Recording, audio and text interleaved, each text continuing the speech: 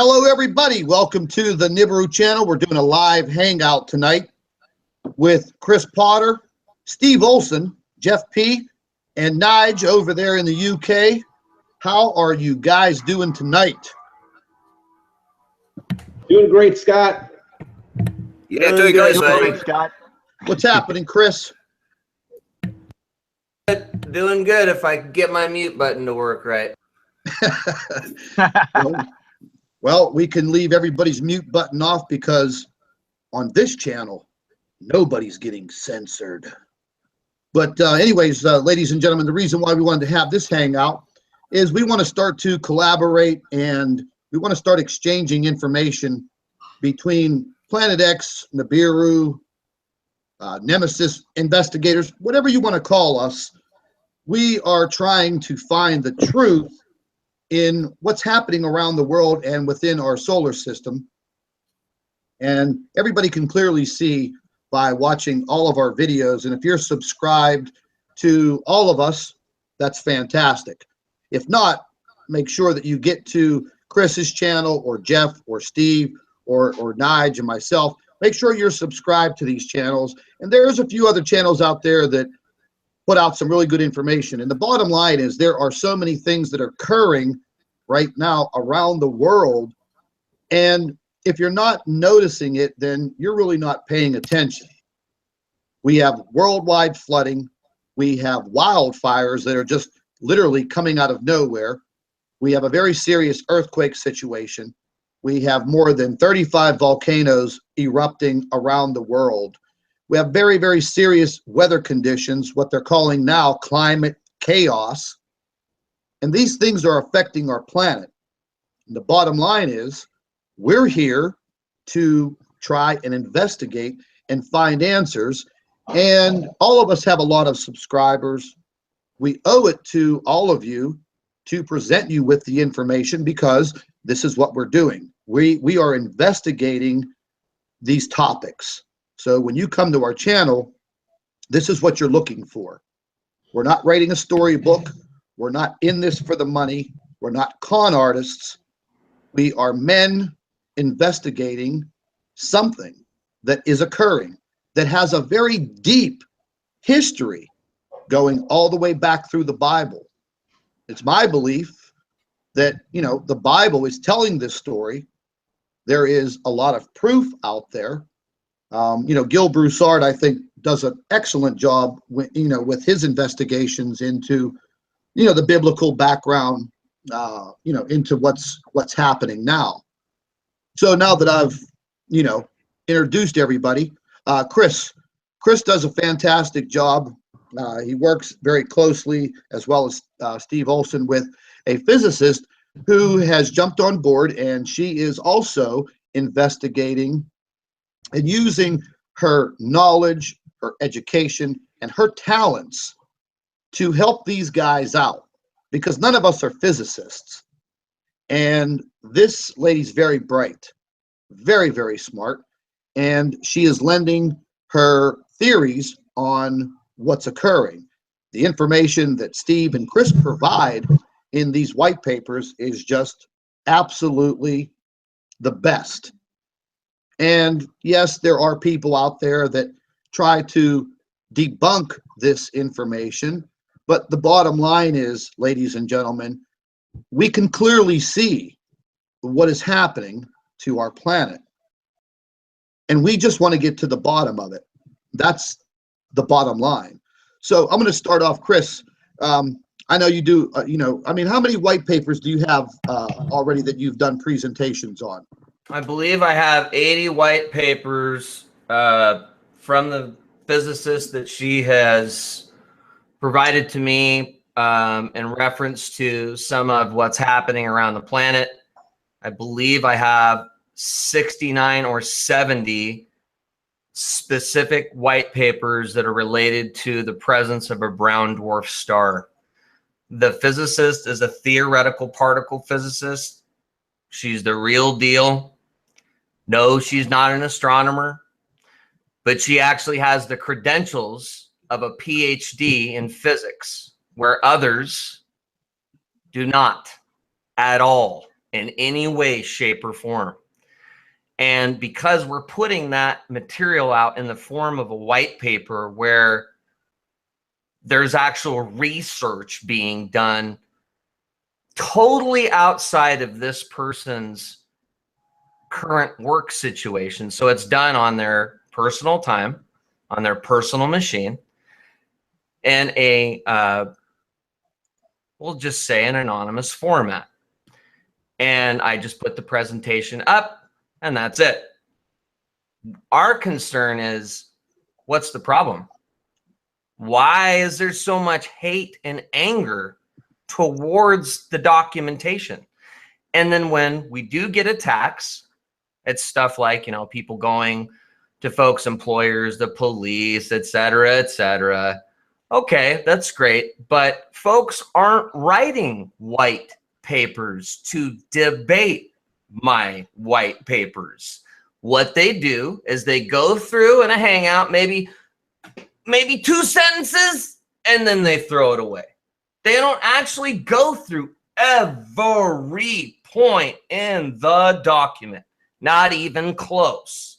So unfortunately, we do have strong evidence, scientific evidence from someone that has the real credentials, the real deal, coming forward and trying to help assess what's happening. They're, again, a theoretical particle physicist, so that's their point of view. Well, they're not an astronomer. They're not, you know, and so even if it was me and I'm a garbage collector, okay, that's great. Chris, the garbage collector, he's doing his own investigation. It's not fear-mongering in any way, because if it was, it would have been what I used to do, just kind of talking out of my mouth and just saying whatever with no data presented. It is extremely difficult to refute these white papers when you only consider 1% of the entire body of the material. So I want to make it very clear to everybody that unfortunately a lot of opposition or trolling is happening in regards to those white papers, and directly to the physicist and to me personally, but the work continues because it's for entertainment purposes, baby. It's not, I mean, you shouldn't be living your life according to what the material we're putting out.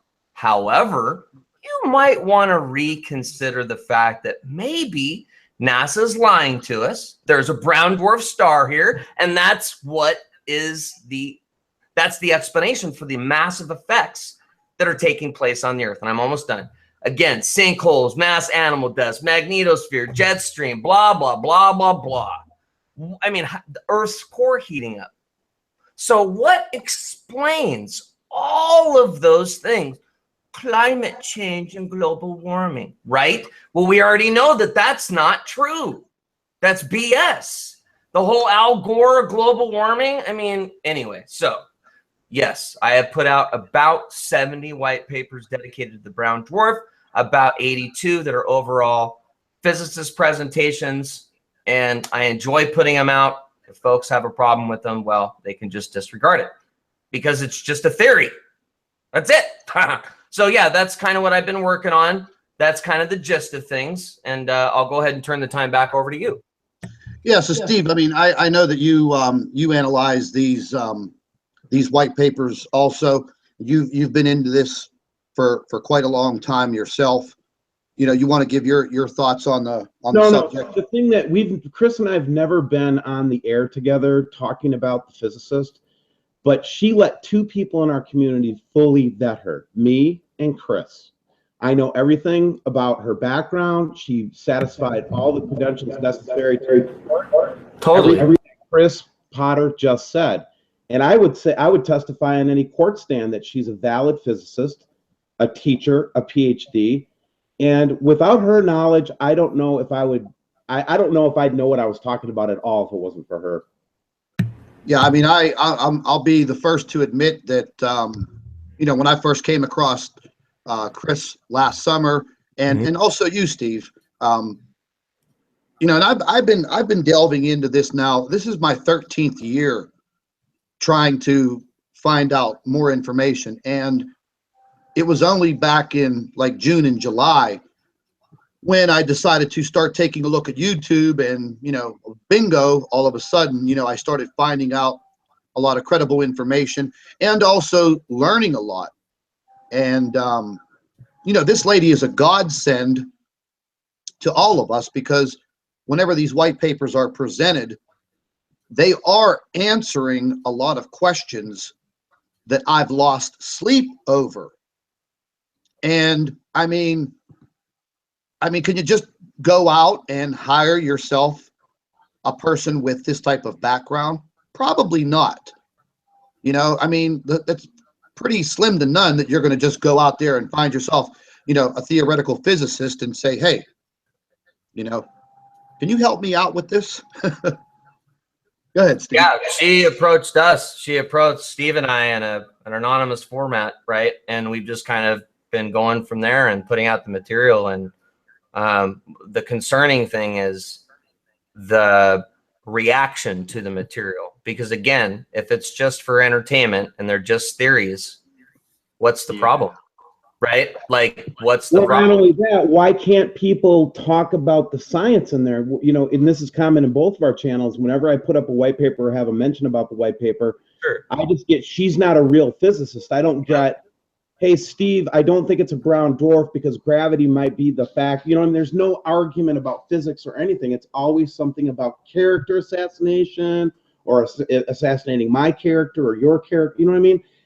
Really, if we could just focus on the discussion about the science itself in those white papers, I think people will learn a lot. Yeah, I think that's a good point. I think that the material is completely disregarded. Completely. It's really not debated in a proper format in any way, shape, or form. I think a lot of the opposition is hate and anger because, oh, we're ruining people's lives because we believe in Planet X. Okay, that's our right to, we can think that way, we can feel that way, we can believe a system's coming in. But if you live your life according to what we're saying, that's not our fault. And that's not fear mongering. We really are trying to investigate. I'm sorry, each one of us are not real investigators. We're just trying to do this because something's not right. And that's it. Anyway, I wanted to throw that in there too. Thank you.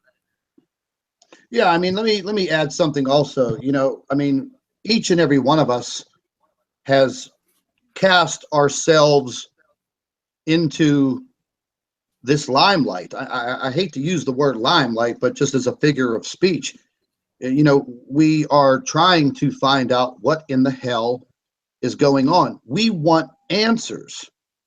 We want answers. So, you know, I have to agree with Chris. I have to agree with Steve that what is the harm in trying to find the answers? And we all have a lot of subscribers that are like family.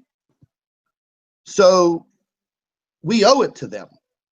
We owe it to all of these people to continue.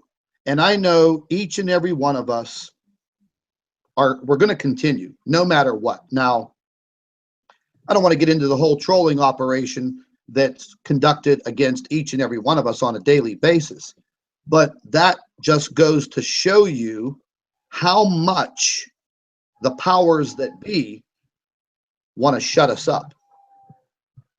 So everyone that is listening to us now, just think about that. Why would you want to shut some guys up that are on YouTube talking about, you know, a planet, some biblical prophecy, putting out some scientific information? Why would you want to shut us up? Hey, did you see that video on cyberbullying I did yesterday, Scott? Yeah. And did you hear the I mean, again, you know, not to mention anybody's name or anything like that, but it was, did you hear like all the vials? That's the kind of stuff that we as researchers, every single day, we are abused like that. Oh, yeah.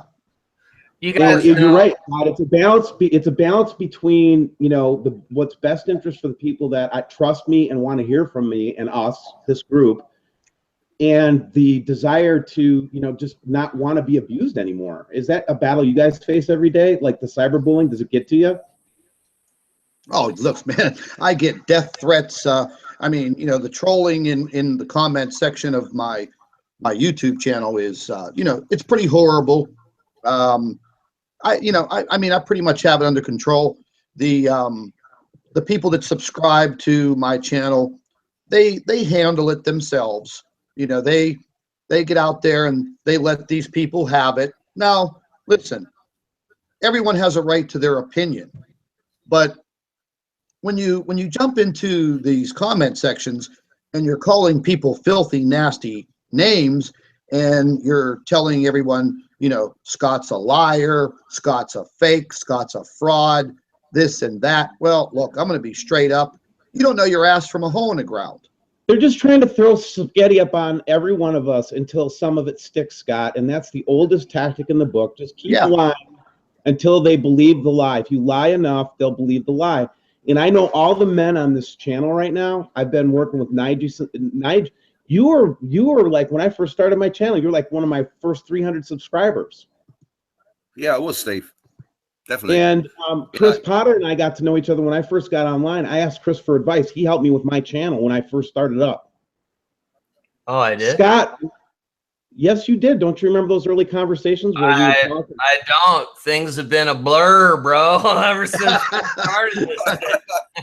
It's been a long time. It's already starting to go on 2 years ago. Jeff P., they knocked you off the air. We all surrounded you and put you back up on our channels to make sure that you got your subscribers back. Yeah, thank you guys. guys. Know Nick Thomas? Yeah. Nick Thomas. He gets daily death threats, and he has showed him and shared those on LinkedIn. Why is it we're not allowed to present what we're allowed to present? Free speech. We're showing something that we're seeing in the sky that's not right in any way, shape, or form. And if you think it should be on camera, some of it might be lens flares. It might well be, but not all of it. At the end of the day, why are we being ridiculed and being hated so much for showing what is in the sky? That's it. I think it's really disgusting at the end of the day why we're being trolled. It's criminal level cyberbullying, guys. It is criminal, felonious cyberbullying, and I'm asking everybody to stop the cyberbullying that against us, against our channels. I mean, I want to hear somebody's argument about the last white paper that Chris covered. I really do. I want to hear somebody argue with our physicists about. You know what I'm saying, Chris? Though, bro, they won't do it. That will never happen. It seems like we're at the point now where everyone just wants to fight. These folks are not man or woman enough to calm down, meet at the table, and calmly discuss these things. I offered to do that by saying, hey, the war online stops today. Let's chill, go your own way. I am at fault for cyberbullying too. Yes, I have screwed up. I am willing to say I've made a mistake and repent and move on. I do not want any other further physical threats or harms of violence for anyone, or a threat of harm or violence for anyone. But because this is what I learned.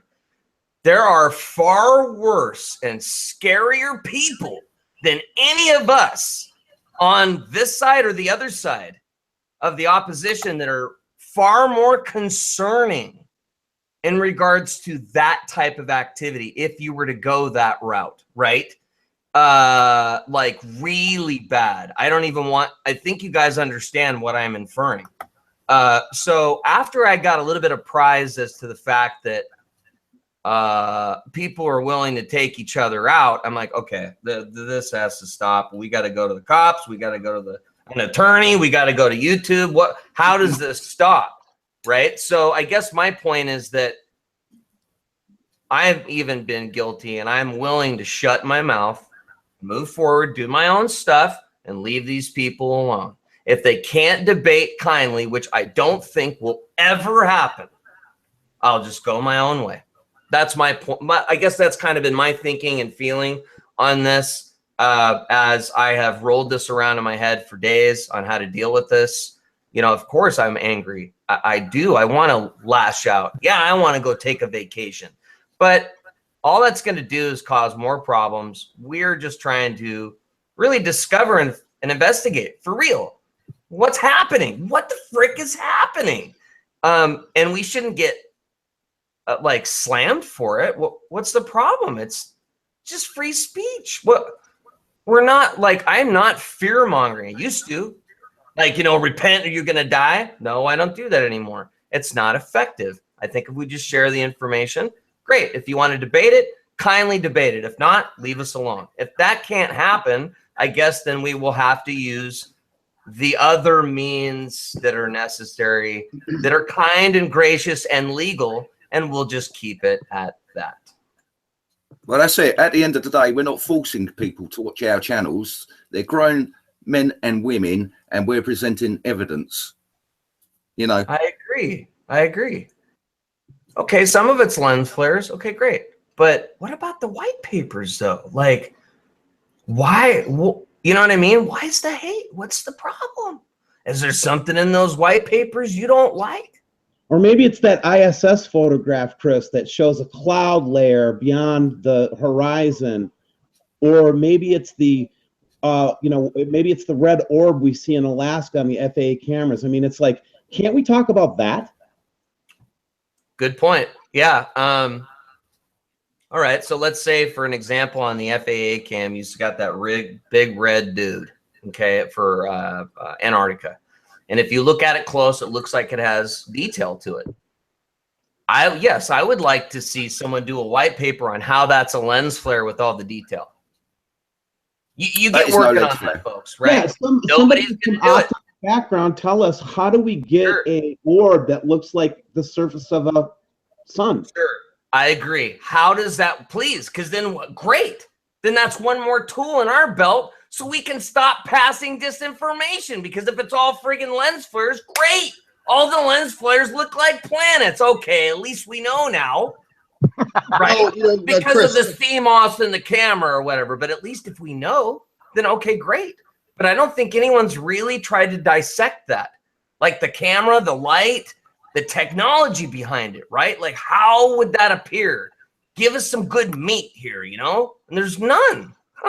Well, like, for instance, the other night, Chris, whenever we were talking and, you showed me a portion of a video that you had just produced. Yeah. And we were discussing about the large white orb that was off in the distance from the sun to the, about the 10 o'clock position. Yeah, it was really weird. 10 o'clock position. We were discussing, okay, well, that might be a lens flare. And I said to you, okay, let me take a screenshot of that and let me zoom into it. Let me take a look at it through some different filters. And then what in the hell did we discover? It looks like a planetary body. It looks like it has a surface, rough edges to it. So, okay, if it's a lens flare, is it a pixelation from the camera as well as the view that you see? And is it light? You know what I mean? Like, there's a couple of different ways that would make the lens flare look like a real object. Yep. I am interested in how, because I know that some of these lens flares really are tricky friggin' lens flares. Like, okay, here's an example. Blue Star 712, I put out their videos, and they've got new cameras now. Their old cameras would do these cool little cute lens flares. You can still see them at night too. So that has something to do with the camera, right? And so I even thought about, okay, do I need to make a whole friggin', okay, these cameras make these kind of lens flares, like a full-on chart. You know what I mean? Like a how-to for every camera on the planet and what kind of lens flares they make. I mean, seriously, how does this stuff appear like they are physical objects? So I'm glad that you did do the zoom. I put it in my last video. It looks weird. It doesn't look like a lens flare. It's just kind of hanging out next to the sun. And exactly. He doesn't move. Exactly. Now, getting into all of this information, now Jeff P's done extensive research on all of this. So, Jeff, I'm going to give you the floor right now, buddy, because out of all of us, I mean, you've really nailed this damn thing down as far as, sun simulators, the lenses, and these halos. So go ahead, buddy. You have the floor. Okay. Yeah, let me share the screen here. Whoop, whoop. Okay, so I want to open up with something that's insane here, and here we go. Okay, you guys see my screen? Yeah. Okay. So today at 1 o'clock, And people keep asking me, why is there a fake sun or a sun simulator? It's because of this. Whoa, my Lord, Okay. have mercy. That was today. I've been in this area for 5 years, and this is the second time I've seen this, and this was at 1 o'clock. The reason why we have a fake sun is to keep the light shining in the sky while it's being eclipsed by a planet. As crazy as it sounds, it's the only explanation. I called, okay, and I suspected this was a very big shadow being cast on the earth. So I called my friend Scott, and he was like, wait a minute, let me check this out. So he goes outside and goes, whoa, I'm seeing the same thing. Yeah, little cooperation. Yeah, I was literally outside in my boxers, man. I mean, we were on Okay, so cell phone and pretty wild, man. so this here is the fake sun. And when you have clouds pass in front of it, Nigel did a good breakdown about this black spot, but this thing is in a low orbit. And what we're seeing at this point in time is the fake sun. And I've seen a reduction in heat and light during this event. And it's happening over a very large area. And I'd like to get the real quick question. This is Steve. So when you look, and we all see these halos, definitely not at the 22 degrees they say they're supposed to be. So when we see this big red halo, then you're saying that's when they have to turn on the artificial sun because the sun is being eclipsed or something, right? Right. And this here is a FLR image of it afterwards. And we can see this is infrared heat, and we can see the rotating lens system in there. You obviously couldn't be a sunspot. I think the whole thing is actually rotating. I proved that in other videos. But this is the black spot that we see. Let's see if I can... I got this video. Okay, so here is this black spot that we see in the lens. And I like to see a debunking, but they've said this is a camera overload. Nigel blew this out of the water too because this thing is... Now, when I pause this, you're going to see the reflection on the water right here. Of the black thing. Of that black thing. Wow. Okay, and it rotates. Okay, so it's not something on the lens. Ah. It's a rotating black lens flare, bro. Yeah. And to top that off, we've got another image here, the rotating Fresnel lens, and we see it here, right here. And people saying, why is it rotating? Okay, and it appears to be like a hologram because it's projection from the lens system, which I showed earlier in one of my videos, how lenses can hide objects. And so we get the space lenses are still seen to this day. Best seen in time lapse. This is over Australia. Let me and we can see this oscillating right here. You see this? That's the same object as it rotates with time. And then separate from the lens systems that we see in space. Now, I don't believe these are the conventional lenses. I believe that Caltech and GPL have been working on an ultra thin lenses that are only millimeters thick. And we can see the small lenses up here and the larger lenses down here as the sun passes in front of it. But I also believe that the sun simulator is a configuration of LEDs with white and red with a lens also in front of it. And that was Nigel had done a video that I watched today that he was showing. I've seen this before in observations, but when this clouds pass in front of the fake sun, it suddenly shrinks to a much smaller size. It's because of the lens in front of the light source makes it look bigger, just like we can have like flashlights. So maybe try and get a demonstration of that. But if you've ever had those flashlights that you could change the it has a lens that you could change the size of a light in front of it. Let's see if I had. That's some damning information, man. I mean, that's a damning video. I remember when you. That's what I'm saying, man. At first, I thought these were planets, and then I'm looking at it and like, wow, that's some crazy stuff. Yeah, and then You know, and I just want to add something, ladies and gentlemen, and everyone listening to us. You know, whenever Jeff, you know, discovers this type of information, the first thing that comes out of the opposition's mouth is, well, you know, that's dirt on the lens housing of this camera. It's this, it's that. Well, you know, ladies and gentlemen, we have so many photographs, so much evidence. You know, I mean, I have over 500 videos out there. Steve, I know you're well over 500 videos. Chris, you've got tons of videos. Same thing with Jeff P. We have so much information out there showing these objects, showing these lenses. I mean, well, you know, whenever we did the hangout last week with me and Steve and Dave Dobbs and everybody, I mean, I showed that photograph of the lady that was driving down the I-5 in San Diego that pulled over and saw that rainbow lens all by itself in the freaking sky. So there was no lens housing. There was no dirt on the lens. The lady pulled over on the highway because she literally saw it with her own eyes and snapped, to me, one of the most damning photographs that I've ever seen of one of these lenses. And you know, here's the philosophy.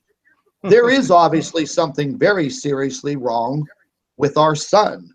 We all analyze it every single day. I mean, I know that I'm on it at least twice a day, you know, on the SDO, and I'm looking at every single view.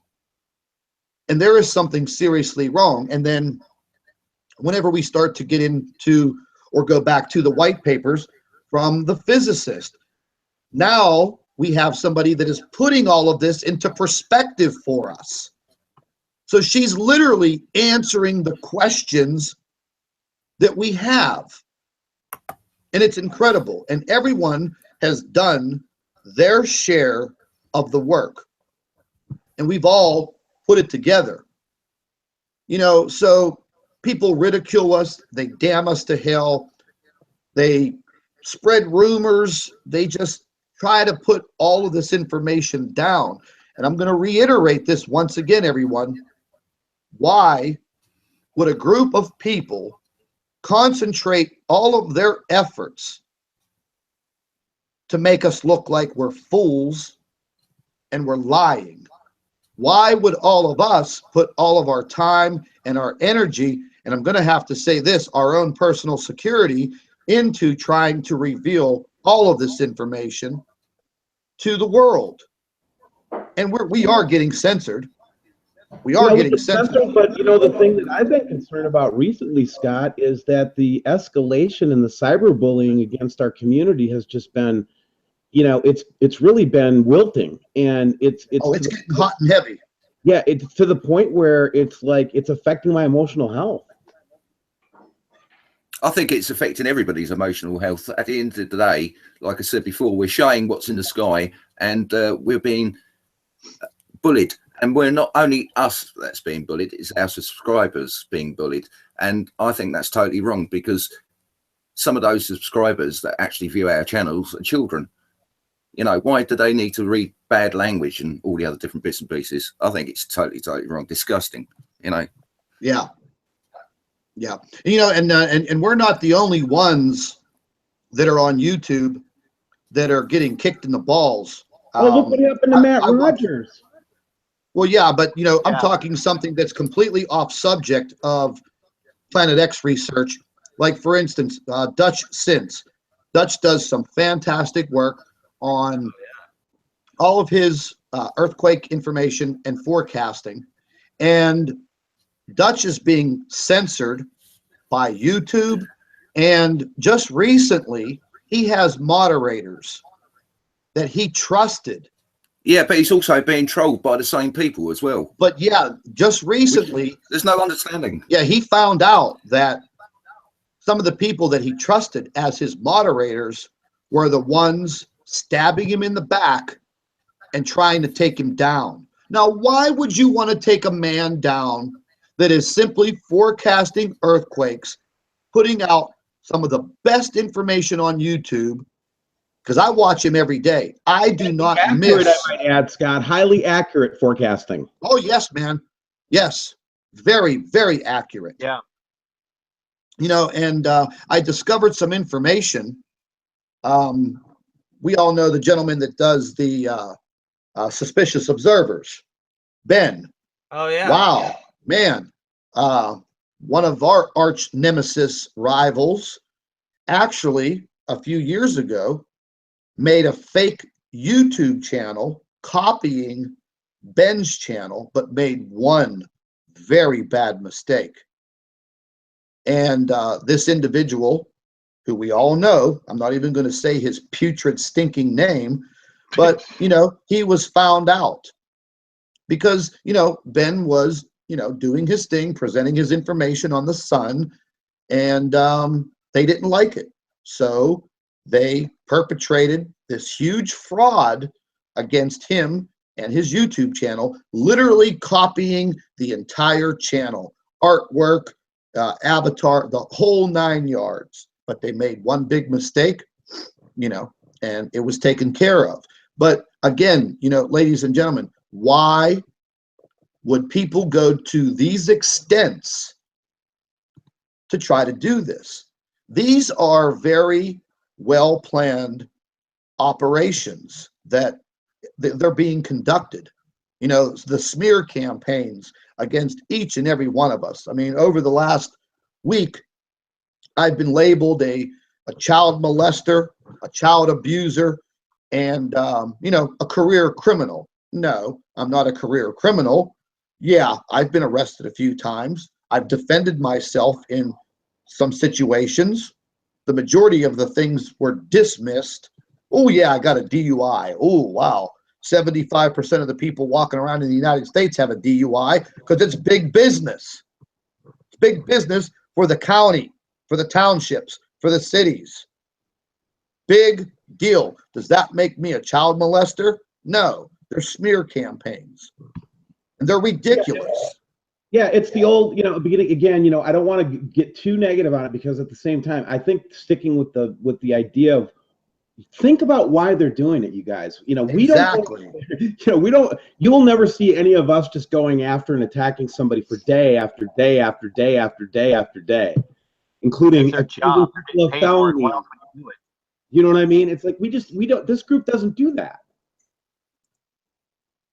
I mean, I defend myself. I'm no angel, man. You know, like I said in my last video I just uploaded today, I was born and raised on the, you know, the city streets of, you know, Pittsburgh, man. I mean, we're tough people. I'm no pushover. My mother raised me to be a tough kid. I went to Catholic school, but I did live in a rough neighborhood, and you know, I mean, we fought every day, man. I mean, it was just a fact of life.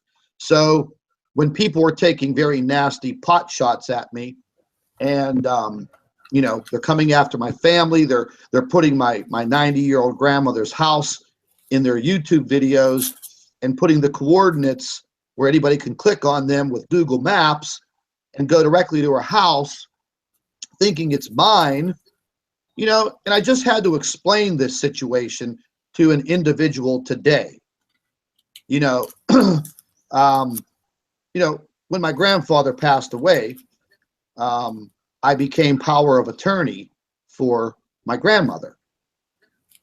The house was placed in my name. I take care of all of her bills. But this is my flesh and blood, man. This is my flesh and blood. So you idiots are going to put my grandmother's coordinates to a house in a video for some crackpot to think that that's where I live. And maybe some nutcase goes to my grandmother's house and startles her. She has a heart condition. She's riddled with arthritis. She doesn't deserve that to happen to her. So you wonder why I get irate. And I get mad because you're attacking my family. You're attacking a little 90-year-old woman who's done nothing to society but give every bit of her life working hard. And Scott, they're not going to ever care about us personally. They're never going to care about our families. They're never going to care about anything, and for us to even expect that they're out for nothing but a hunk of flesh out of us. And guys, it's cyberbullying. We're victims, man, victims of cyberbullying. And I can even I mean, there's no doubt about it, man. And I'm gonna be very critical right here, off subject, but YouTube does a piss poor job at this type of thing. Over the past several days, I have literally put up, 23 or 25 privacy strikes because these idiots are circulating a background check from a not so reputable, been verified website where they got a background report using a common name. They don't even have my social security number and my date of birth to do a proper background check. So they're circulating this through Google Drive, through YouTube, and trying to discredit me and say, hey, look, Scott's a career criminal. No, Scott's not a career criminal. Scott's had some brushes with idiots that, want to step over the line. It's simple. It's a smear campaign. Anybody that's alive to be as old as we are, and I won't, violate your trust by saying your age, but you're old. You're freaking old. And the point I'm trying to make is, if you've gone through this much life in the United States, you once in a while are going to run in with the law. You're going to, especially if you're a stick to your principles kind of guy. You don't put up with crap like you, Scott, right? So, yeah, absolutely. I mean, look, dude. Anybody. You can dig into anybody and find stuff like that. But here's the thing. The issue is not, is Scott Cione this or that or the other thing. What they're trying to do is they're trying to discredit you so that people don't look at your research. Exactly. Yeah, exactly. Just take a look, man, before you judge. Yeah, I mean, my subscribers don't fall for it. I've had some pretty reputable channels over the last couple of days email me because they've been victims of these thugs also. The very, very specific, it's the same group. And ladies and gentlemen, you have to realize, if it is the same group with a very well documented history of doing this to not only Planet X channels, but to UFO channels like Secure Team 10. They tried to take Tyler Glockner down to the ground, where it ended up in a court case. Okay, I have all the information, and we're going to take a look at all of it real soon here. Because did Tyler actually take somebody to the mat? Oh, yes, he did. Yeah. Yes, and so did a few others. Now, they understand that these types of things, all of us don't have tens of thousands of dollars to put forth to hire an attorney, go in for slander and cease and assist orders and all this other crap. But some of these people that they messed with, they did have the money. They did have the cash. But here's the bottom line, who cares if somebody's on YouTube talking about UFOs? Who cares if somebody is on YouTube talking about their recipe, how to make cherry pie? Everybody is a victim of this, and it is ridiculous. And they are trying to suppress evidence. That's the bottom line. Hey, They're do you guys know what a honeypot is?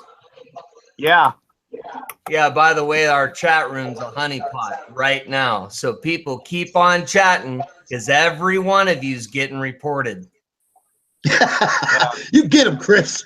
You get them, man. No, I'm not kidding. We have a full campaign of screenshotting and downloading right now. That's beautiful. I went to talk to an attorney today for a $3,000 retainer that I have to keep topped up to sue 19 people. Yeah. On social media. And that's no fucking bullshit. And that's the only swear I am going to say today. Yes, I've sequestered an attorney. Yeah, I mean, I went and saw my attorney yesterday. We went over a whole bunch of things, and he was cool about it because we've discussed my situation and what I'm doing. And I've enlightened him. I've opened up his eyes. And, you know, he's preparing his family for whatever comes. And, you know, once again, ladies and gentlemen, everyone who's listening, you can simply take a look at what's happening. The earthquake situation, the climate change, the volcanoes, now these wildfires, and the worldwide flooding that is going on is just absolutely, it's horrible. And we knew, all of us as investigators, we knew these things were going to happen. I talked about them in very much detail, what was going to occur. You know, and each of us we've all taken our own little steps in you know, our investigations, and we all have our own little niche into what we're looking at. But one of the biggest fears was when we all start to come together.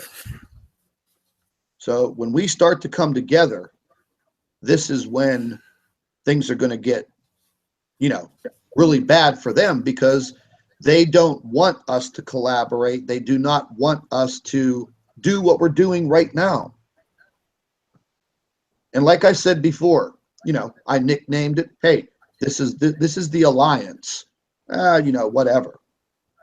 But, you know, this is a group of men that are out there, put themselves out there, and we are trying to find out the truth. We may never find the truth, but I'll tell you what, we are all giving it our best shot. There's no doubt about it. I mean, I'm lucky if I get 4 hours of sleep a day, and I will not quit. And I know any of the men that are in this interview tonight, they're not going to quit. Like it's not like I didn't want to. Yeah, exactly. Exactly. You know, all we're doing is just getting the truth out there, and that's it. You know, if you can't see what's in the skies, last 6 months it's been absolutely disgusting what's happening. You know, the earthquakes, the volcanoes, the fires, everything else. Yeah, it's getting to the point where you can't even keep track of it.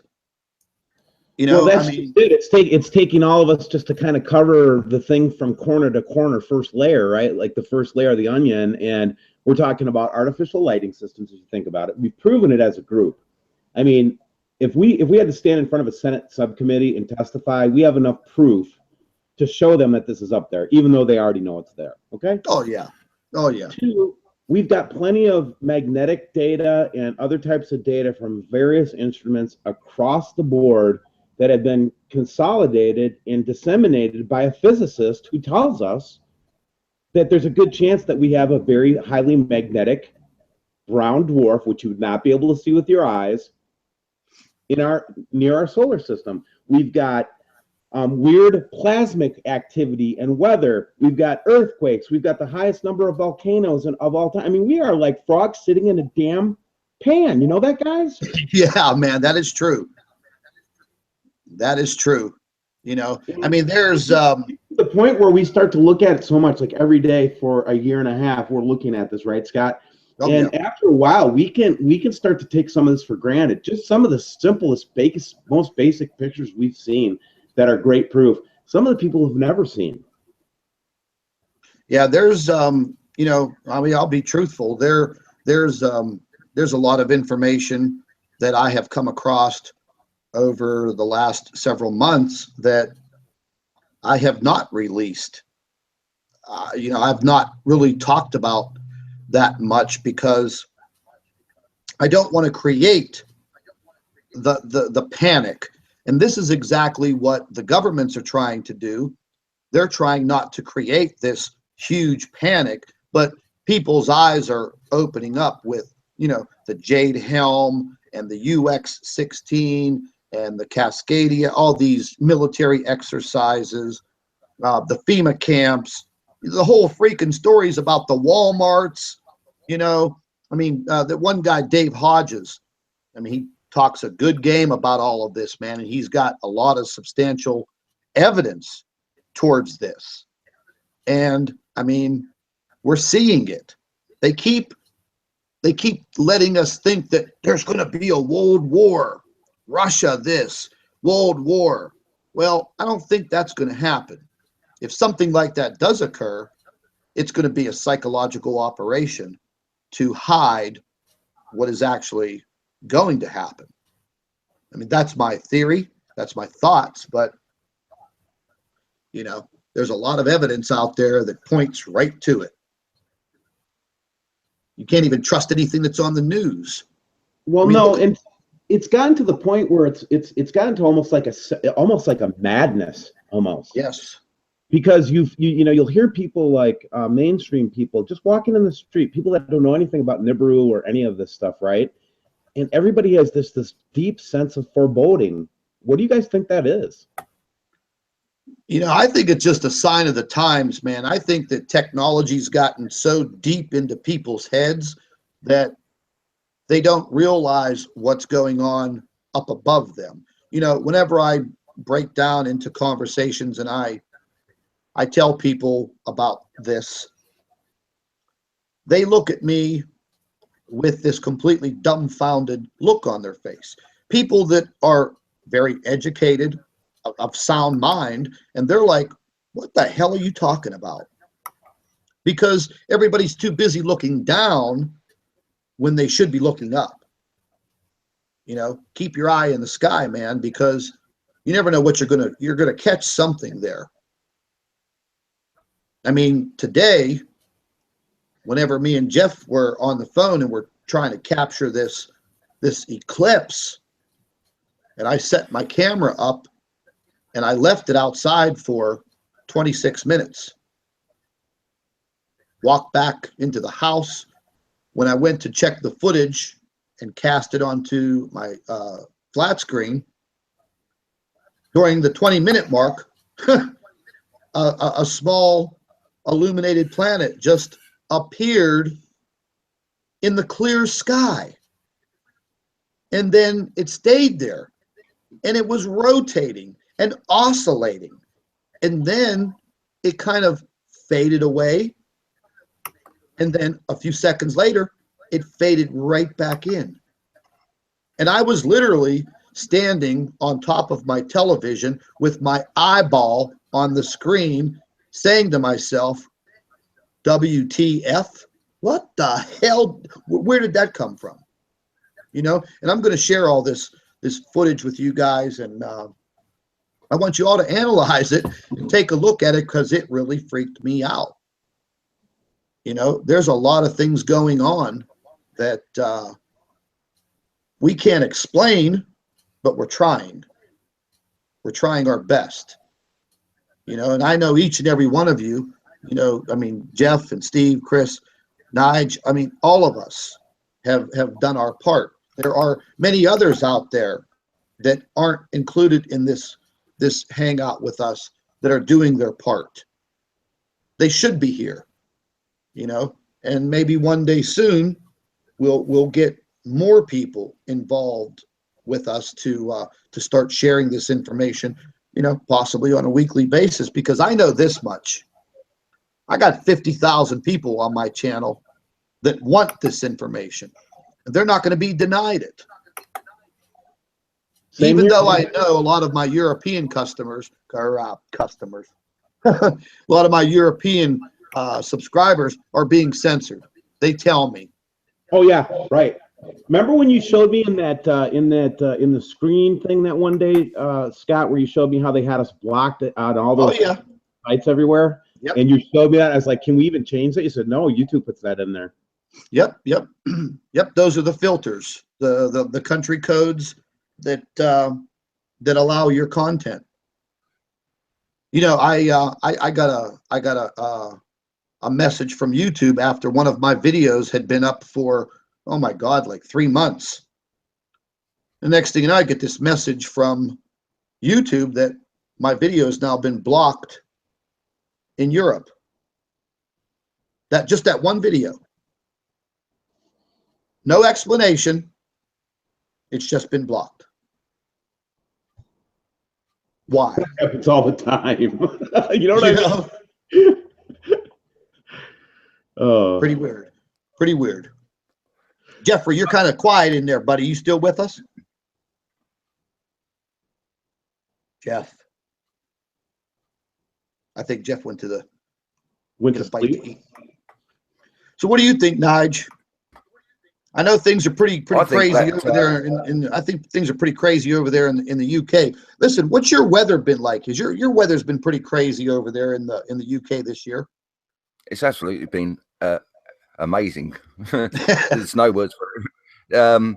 Yeah, it's rain, it's sunshine, it's hot, it's cold, and it's definitely not winter like it should be. You know, everything is really, really wrong. Anybody can see it.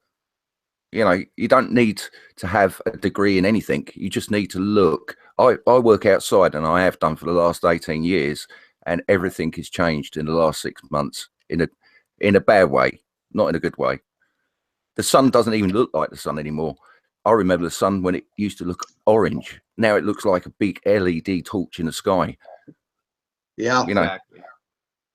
Yeah, I took if you're driving, Go ahead. at the end of the day, if you're driving and you know what I'm talking about because you've got to put that sun visor down, it blinds you.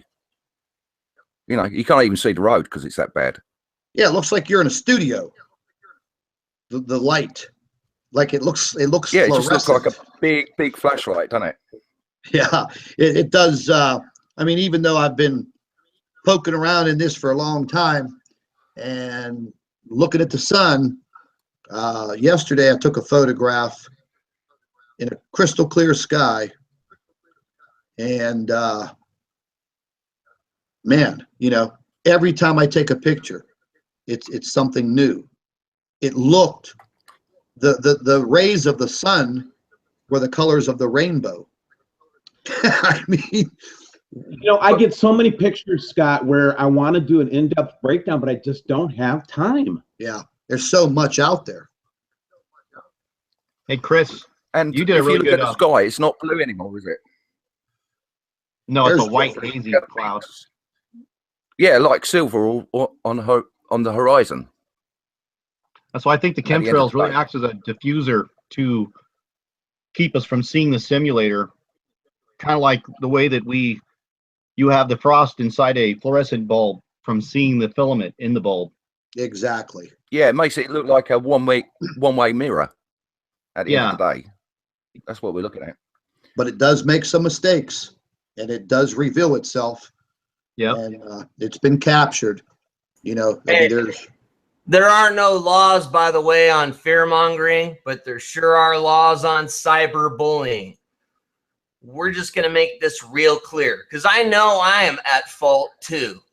And no, I won't swear anymore. I've got a few people saying some nice chumpy things in the chat. Especially, you know who's a friggin' a maid. A maid.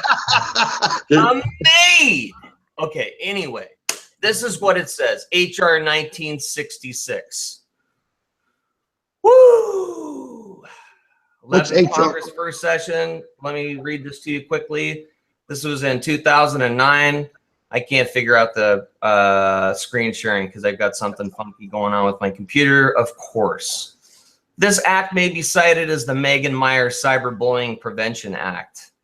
Congress finds the following: 4 out of 5 of United States children aged 2 to 7 live in a home where either they or their parents access the internet. Youth who create internet content and use social networking sites are more likely to be targets of cyberbullying.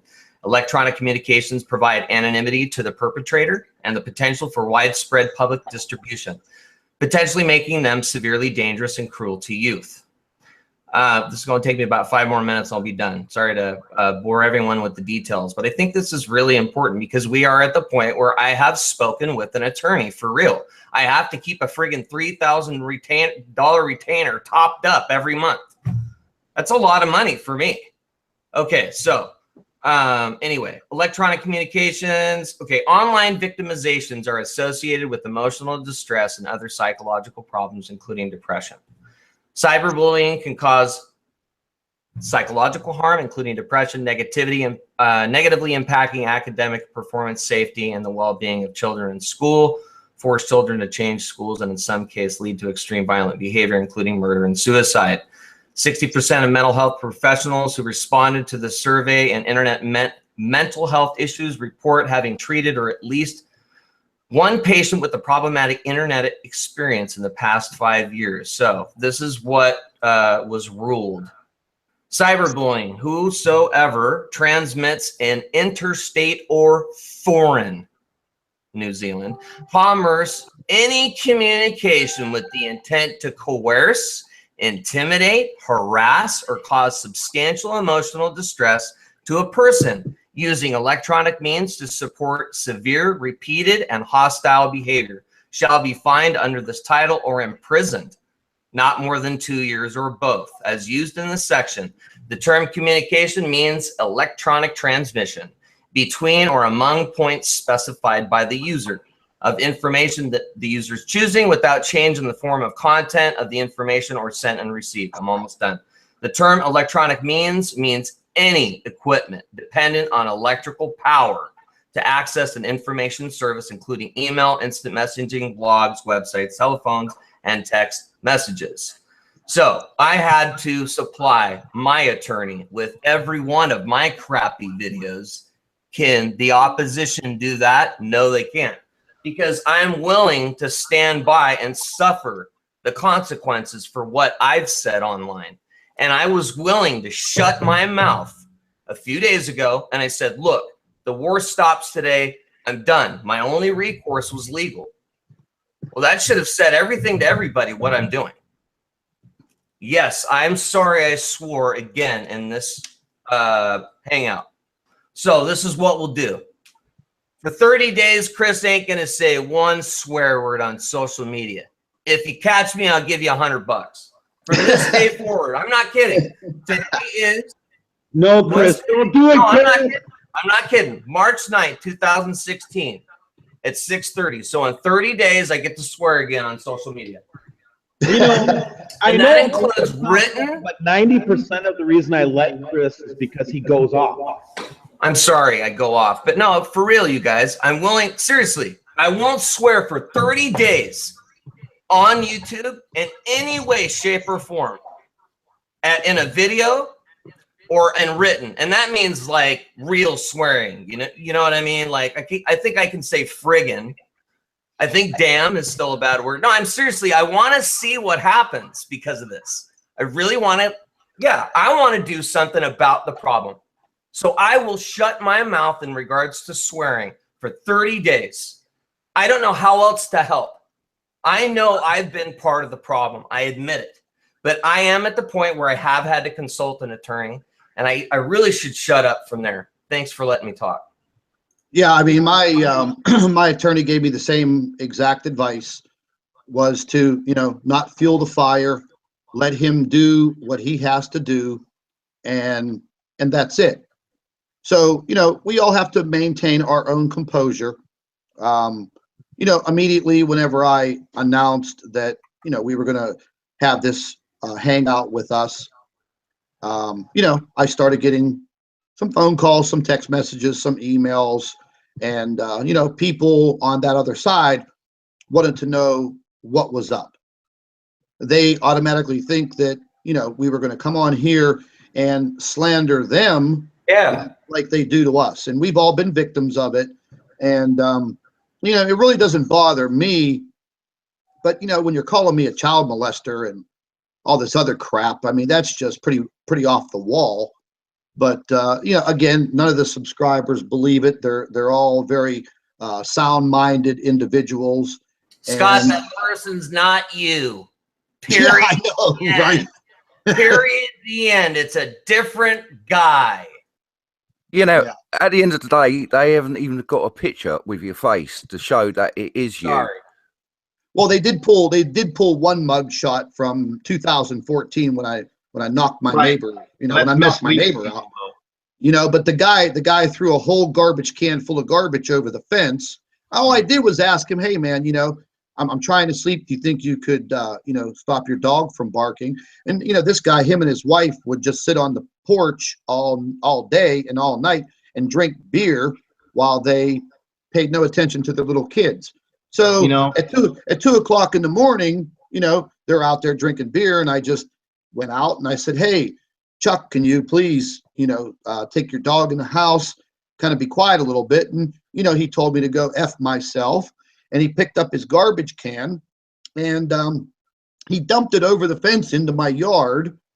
And I'm like, we had some words. I turned around, went back into the house, and about 2 seconds later, he's banging on my back door. I opened up the door and he put his fist through the screen door. And he almost connected to the tip of my nose. Well, I stepped outside. He was pretty drunk, so I leveled him. He went and called the police, and they arrested me. It was simple assault, told the cops what happened. But, you have to go through the ringer, and I'm going to protect my property, and I'm going to protect myself. And if somebody doesn't like that, well, I can't help it. I'm not a pusher. You are allowed to protect what you do. Hey, not to interrupt you guys either, but some of us were raised in the hood. Some of us weren't. And that's it. Hood, man. If we can attempt in some way to do better from here, great. I am tired of the trolling and the hate and the hurt, as well as you guys are. I'm just leaving the opposition alone. They need to go their own way. I don't have time for them. And I just want to keep the work that we're doing and just keep it chill. And if that can't happen, again, the legal recourse. And I'm going to leave it at that. Well, I'll tell you what. Let me just mention something here real quick. Remember back in the summer, Chris, when both of us at the same time, we discovered the actual official troll handbook. It's out there on a PDF file. Yeah, the Edward Snowden GHCQ docs. Yeah, man. I mean, that was a pretty involved. Yep. Yeah, absolutely. And that was a big leak. Now, in that handbook, they have like 5 different campaigns that they run. And this all started with 9/11, when people started analyzing what happened in New York City on that day. All kinds of videos were coming out. They were going up on websites. They were being talked about in chat rooms, all over the place. This was well before Facebook, but people were circulating information. And then those 3 college students from the University of, I think, Boston, Massachusetts, put together one hell of a damning video, and their lives were threatened. They were kicked out of college for putting this information, and that's when the trolling campaign started. That is when it all began, and it hasn't stopped. And now it's literally a profession. Basically like telemarketing rooms in Canada, the United States, New Zealand, Australia, Russia, and the UK. There are 5 main. I mean, this is ridiculous. It's hard to believe, but it is true. They have multiple YouTube accounts, and they actually have conversations in your chat room with themselves because they're acting as 3 people. Right. So you can see it like this guy Official Dang or Sarah or one of the people that are like commenting in the comment section. Uh-huh. They attack every single one of us with whatever that message is that they carry out on you. So Chris's message, you're supposed to be crazy. I'm supposed to be the adulterer robber. Scott is supposed to be supposed to have outstanding warrants. Okay, it's like, come on, really? Can't you guys see that these are the same people doing and saying this stuff? It's so ridiculous. I think it's funny too that folks say get a job when some of us already have a full-time job, and we know that the opposition have jobs like maids. Yeah, and we're sitting in our basement, living at our mom's house, eating peanut butter sandwiches. Yeah. Yeah, I mean, I just got accused of living in my grandmother's basement. You know, She never wants you living in her house. I tell you the truth, you know, I mean, I wouldn't mind being back living with my grandmother, man. She was one hell of a cook. I mean, she taught me everything that I know. And, you know, once again, if anybody ever steps foot on her property, that will be the last thing that you ever do. That will be the last thing you ever do. So but there's no no the reason. point is, it's like they get these little assignment slips. It almost seems like it's like, okay, here's what you always say about Steve Olson. Here's what you always say about Exactly. Zach, always say about Chris. And it's so funny because they all line up on the same key messages. Yep. It's Hey, you guys want to, you guys really you guys want to see something that was passed on to me today by you know, kind of one of the bigger names in you know, Planet X research, and I'm not even going to mention his name, but we've had several deep conversations, and he's enlightened. Yeah, don't show anything. Sorry, Scott, to interrupt you. Don't show anything, but yeah, definitely speak to it. Oh, I'm going to show it. I'm going to show it because it's all right. Good. I'm going to show this Don't worry, Chris. If it's a cheese sandwich, just stay calm. Okay, yeah, flying cheese sandwich. We're going to start selling those shirts. But yeah, you know, I haven't printed a T-shirt, even if you're going to sell it for cost, Chris. I know you guys all give me a hard time, but for my T-shirt campaign. But you know, really, that T-shirt needs to get printed, Chris Potter. I got a buddy in the T-shirt business. You know, I mean, you know, I mean, there's a lot of things. The other T-shirt I want to have is Scott, you murdering murderer from Murderville. Yeah. All right. I was so mad that night. So yeah, I've done my share of cyberbullying too, guys. You've got some goodies though, Scott. Yeah, definitely. Yeah. So this, you know, this gentleman, you know, he's a publisher, and he's had his go around with. We're going to nickname this guy Nemesis, because that's what he has become. He has become the Nemesis, when in fact he's nothing but a punk. But let me go ahead and let me dig this up right now. Let me get over to my screen share. Starting to develop a southern accent. Oh, just hold on there, boy. Okay. Do I do a southern accent pretty good, boy? But anyways. It's horrible, but that's okay. Yeah, I was going to say it sucked. Just messed. So anyways, this all started, and we're going to talk about the introduction of Mr. Dazza the cameraman. And this guy's been a pain. This guy's been a pain in the ass for a lot of people. He's tried to take down a lot of people.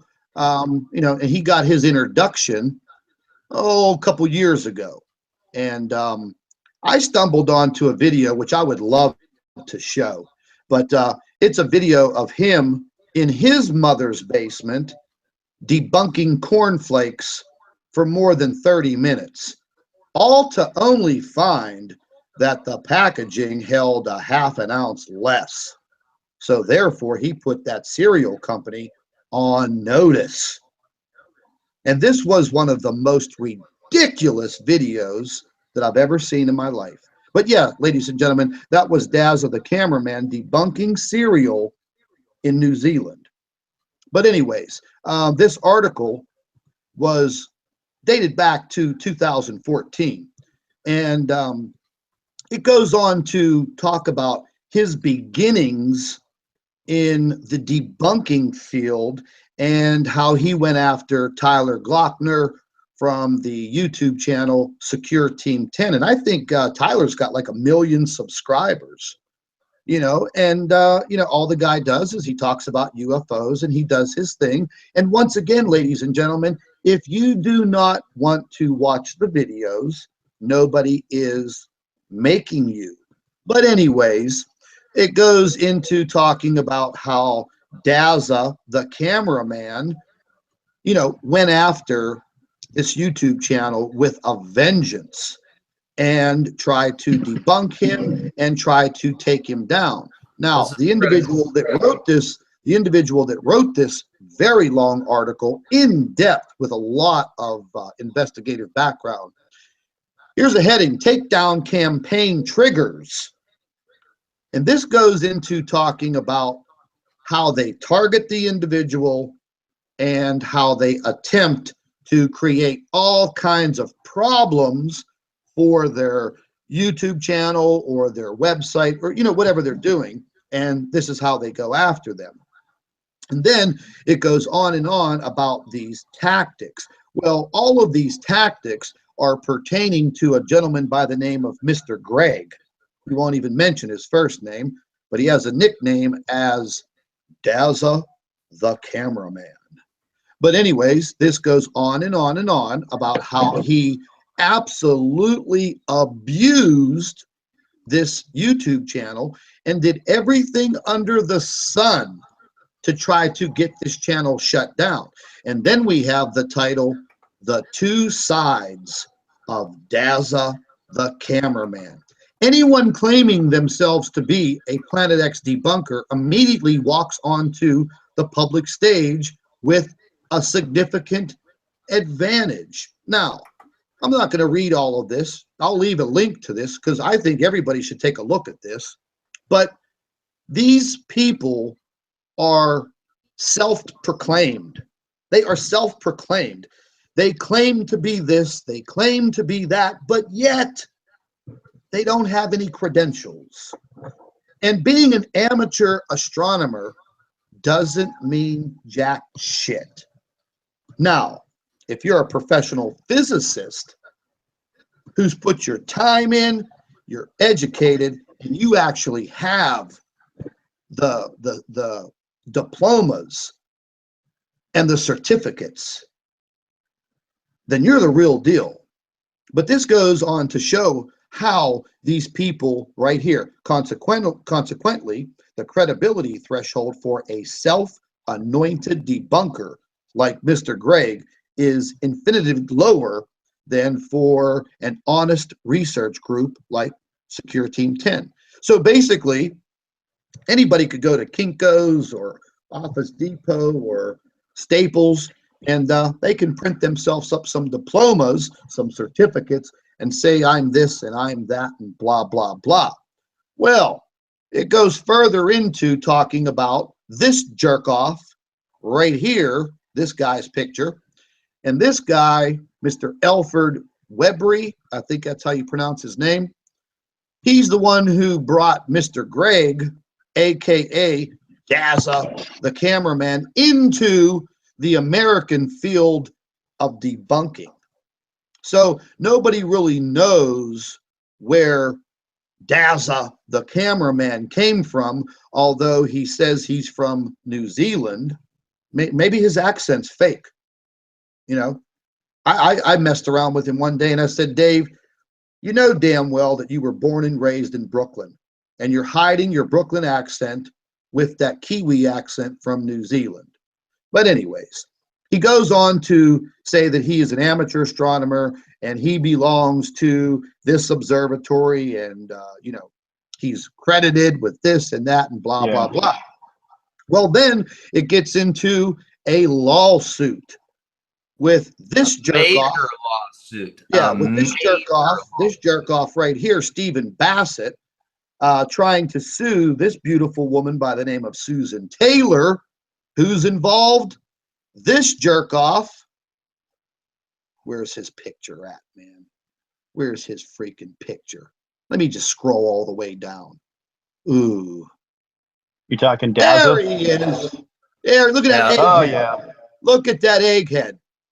So, you know, they set some people up. This jerk-off here, this jerk-off here, they set people up.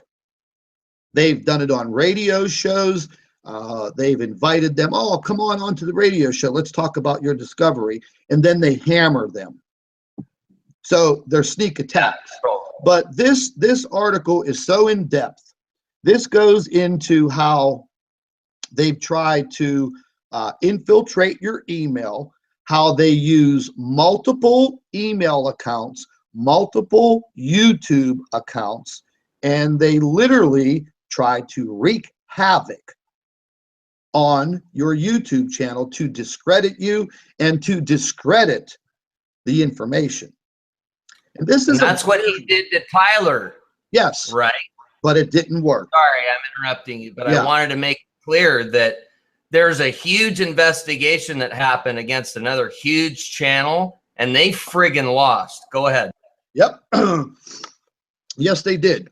So, I mean, this article was very well written with some very serious information.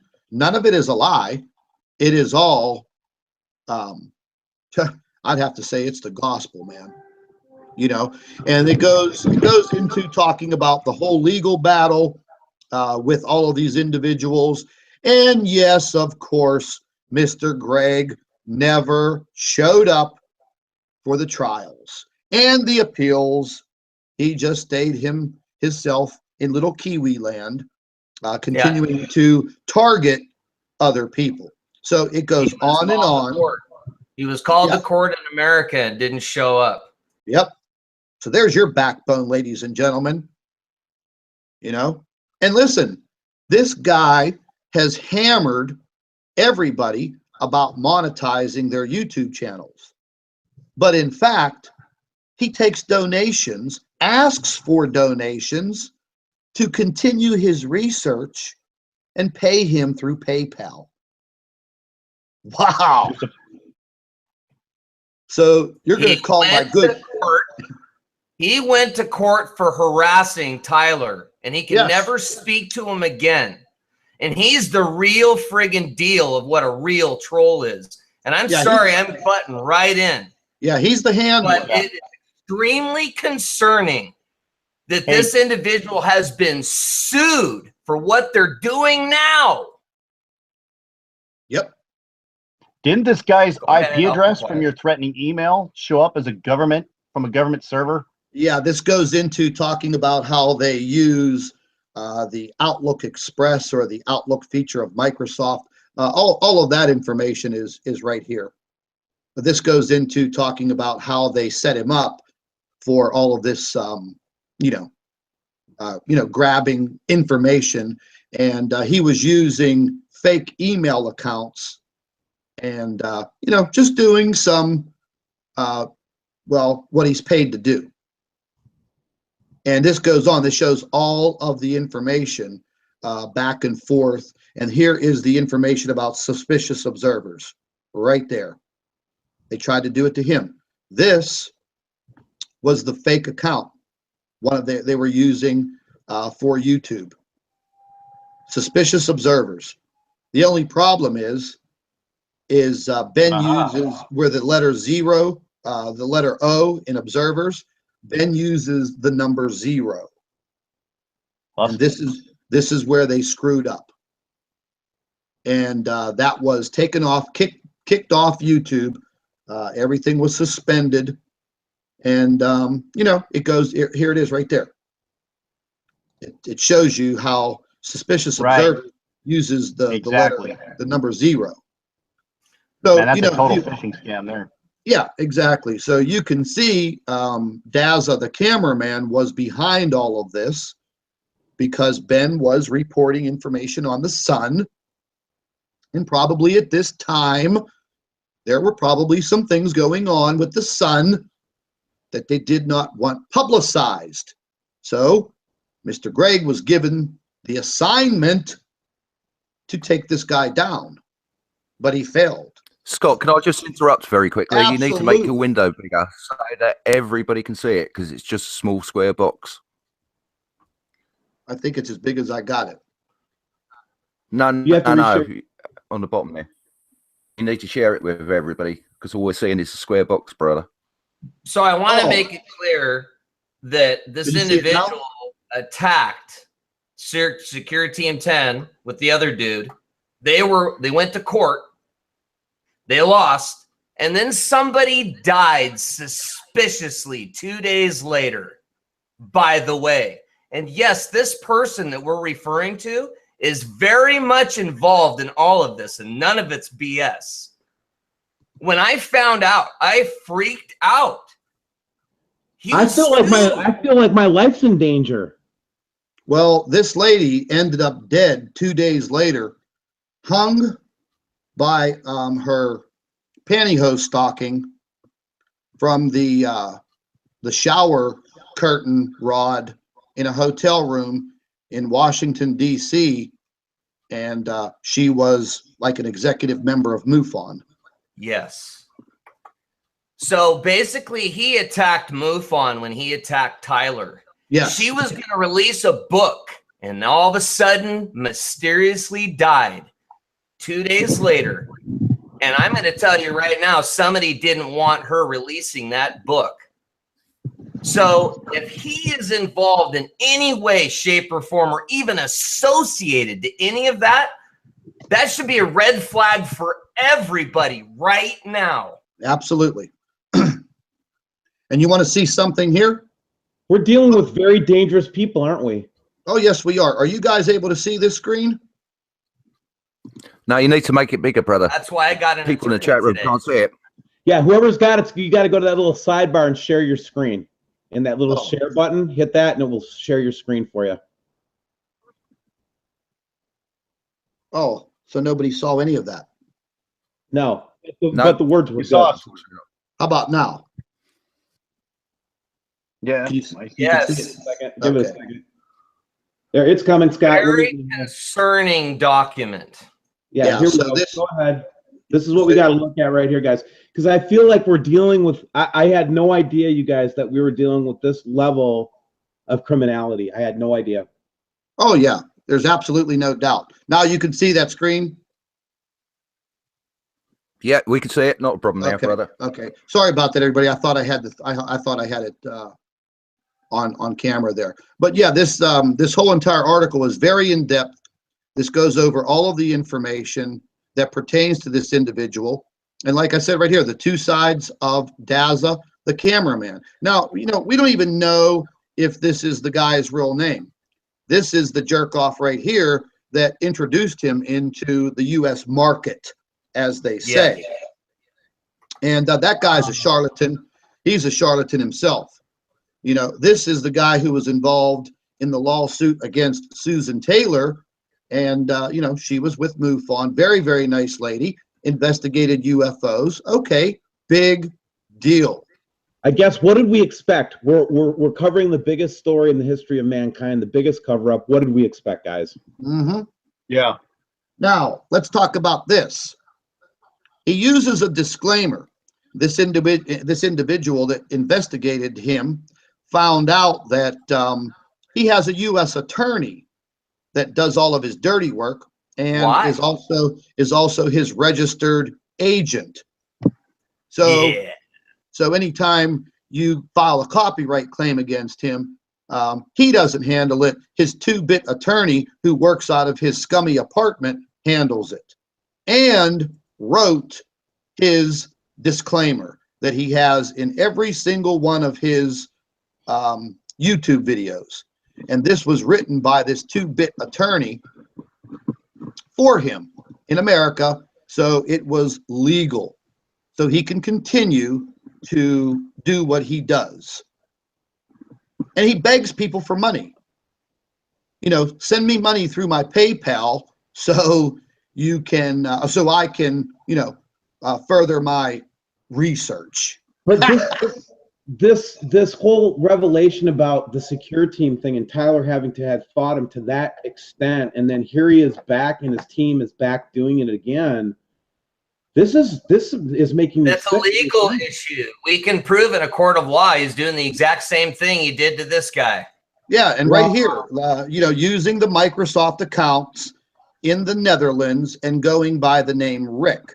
So he was trying to infiltrate once again by using fake email addresses, fake YouTube channels to infiltrate into these, you know, these YouTube channels and try to make like he's a friend, gain information, and then turn around and slam the hell out of you. He did it to suspicious observers.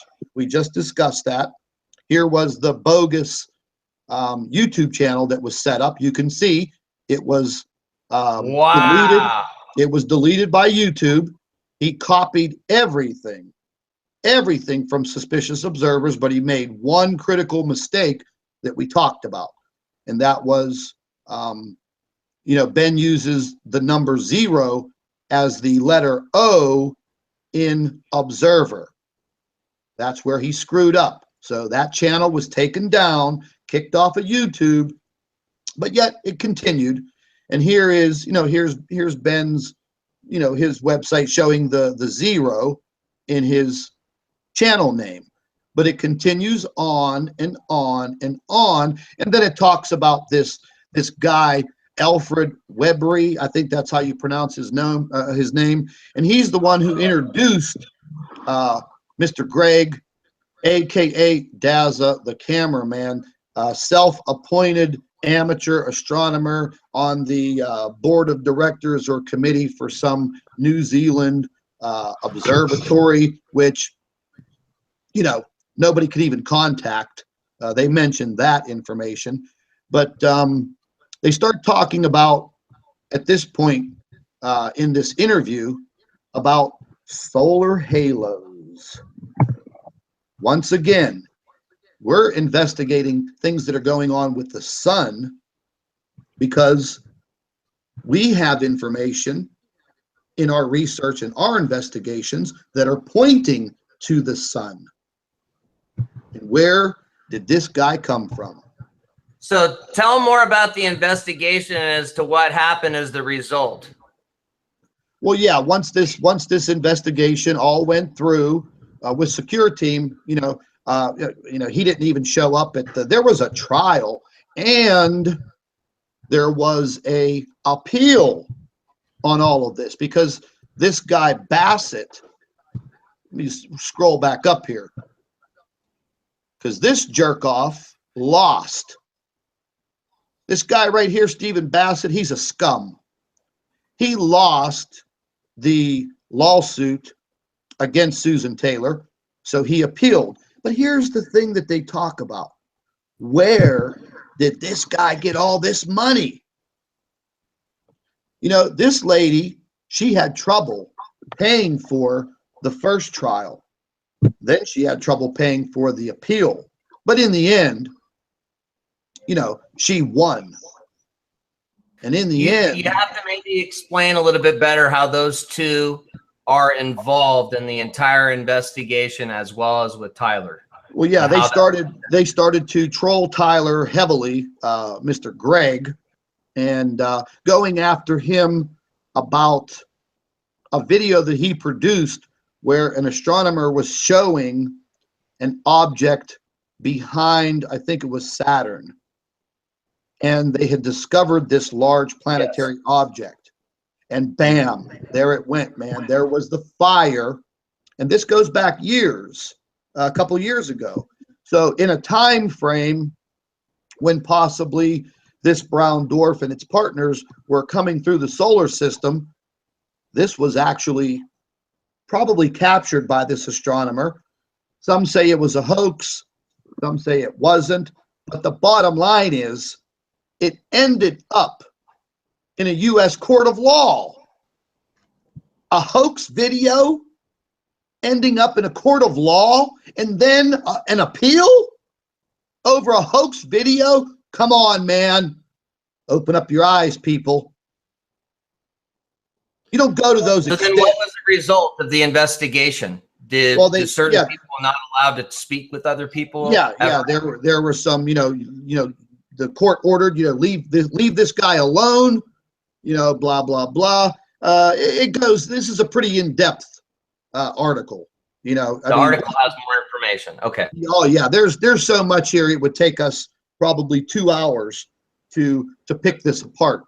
All right, we'll definitely share the link, please. Oh, yeah, absolutely. But the bottom line is, this guy over here, this old guy, Alfred Webry, he's the one who gave birth to Dazza, the cameraman. Now, where in the hell do you come up with that name? You know what I mean?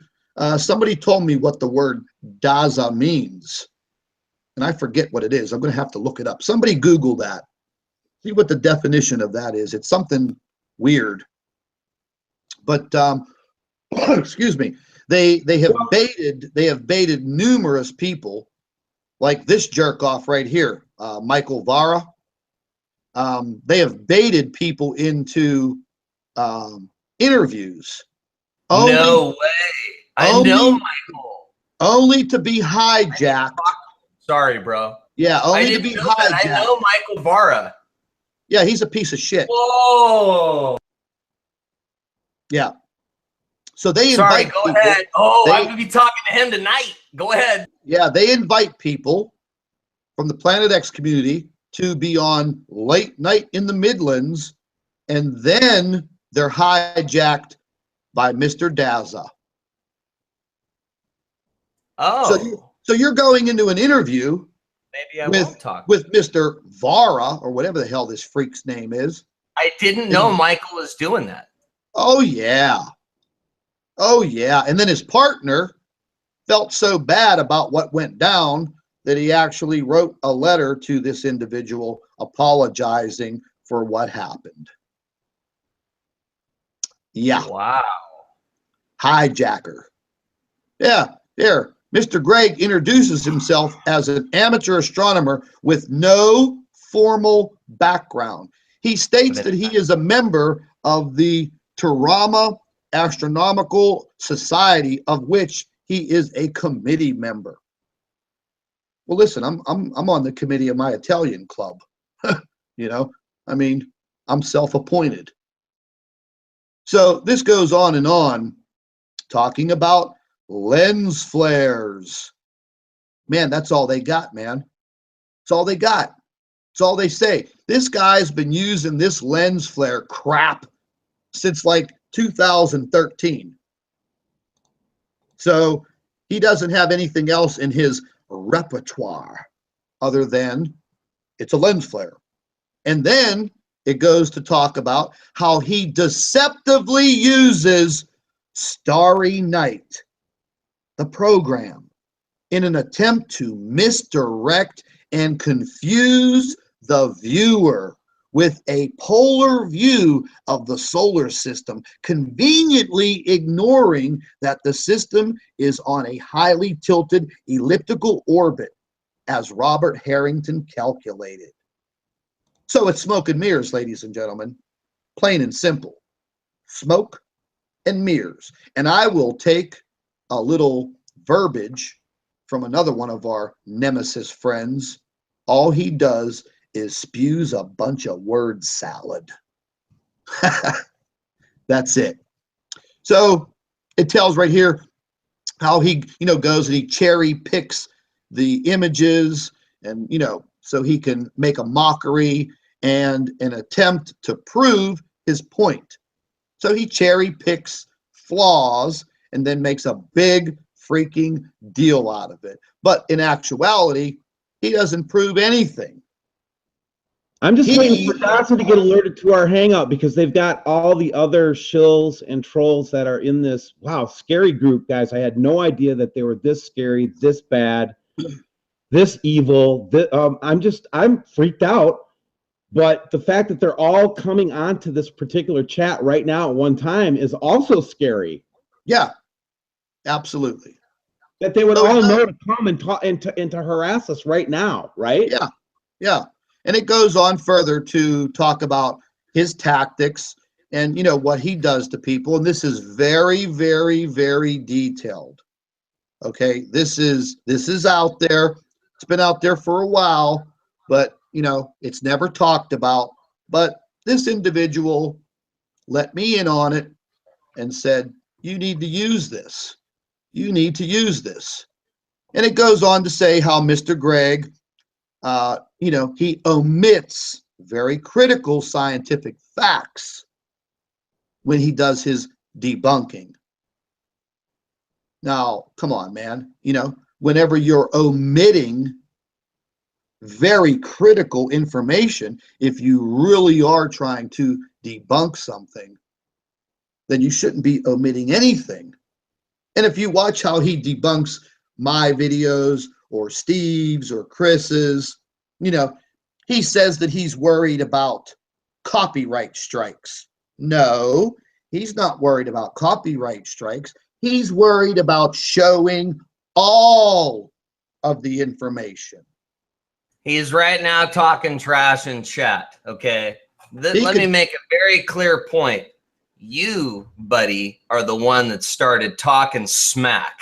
Absolutely. So you can only talk so much smack before somebody reacts. I reacted. Yeah, absolutely. Okay? I also said I'm willing to keep it chill. Are you? And you won't. Well, no, He see, won't. that's just He it, just guys. keep talking. Well, they've got to. What they do is they know all our buttons to push and everything. The fact that they're this sophisticated and it took that much effort to combat them in 2014. And by the way, I had no idea this world existed in 2014. Yep. I was ignorant to all of it. So when I came into that, I didn't know any about any of these people. I feel like a stupid little lamb sometimes. Just jump, I do make these mistakes, and people just, man, they just want to just kill you and just. I mean, it's horrible what they do. Well, what you have to understand is suicide yet. What you have to understand is these people. Listen, what you have to understand, these people are ordered to do this. This is their damn job. Now, I don't know what possesses an individual to get involved in this type of operation. Maybe, maybe there's some type of a agent for a government. Maybe they were promised something, during the cataclysmic events of, what might happen. Maybe they were promised a bunker. Maybe they're mentally insane. But here's my point. How do you go from debunking New Zealand cornflakes in your mother's basement to debunking Planet X? Well, and again, you have to remember, look at who he associates with. Just look at all the different people that Dazza associates with. They're all on our chat right now. I'm just waiting for Dazza to show up. Oh, he's sleeping. He suffers from chronic fatigue syndrome. Anyways, all the people that are watching, you need to look at who's on here. They attack each one of us with a little message in their hand. This is the message we're going to try to stick to Scott. This is the message we're going to try to stick to Chris, Steve, Jeff, Nige. It's very, very straightforward. They can't even get off message, if you'll notice.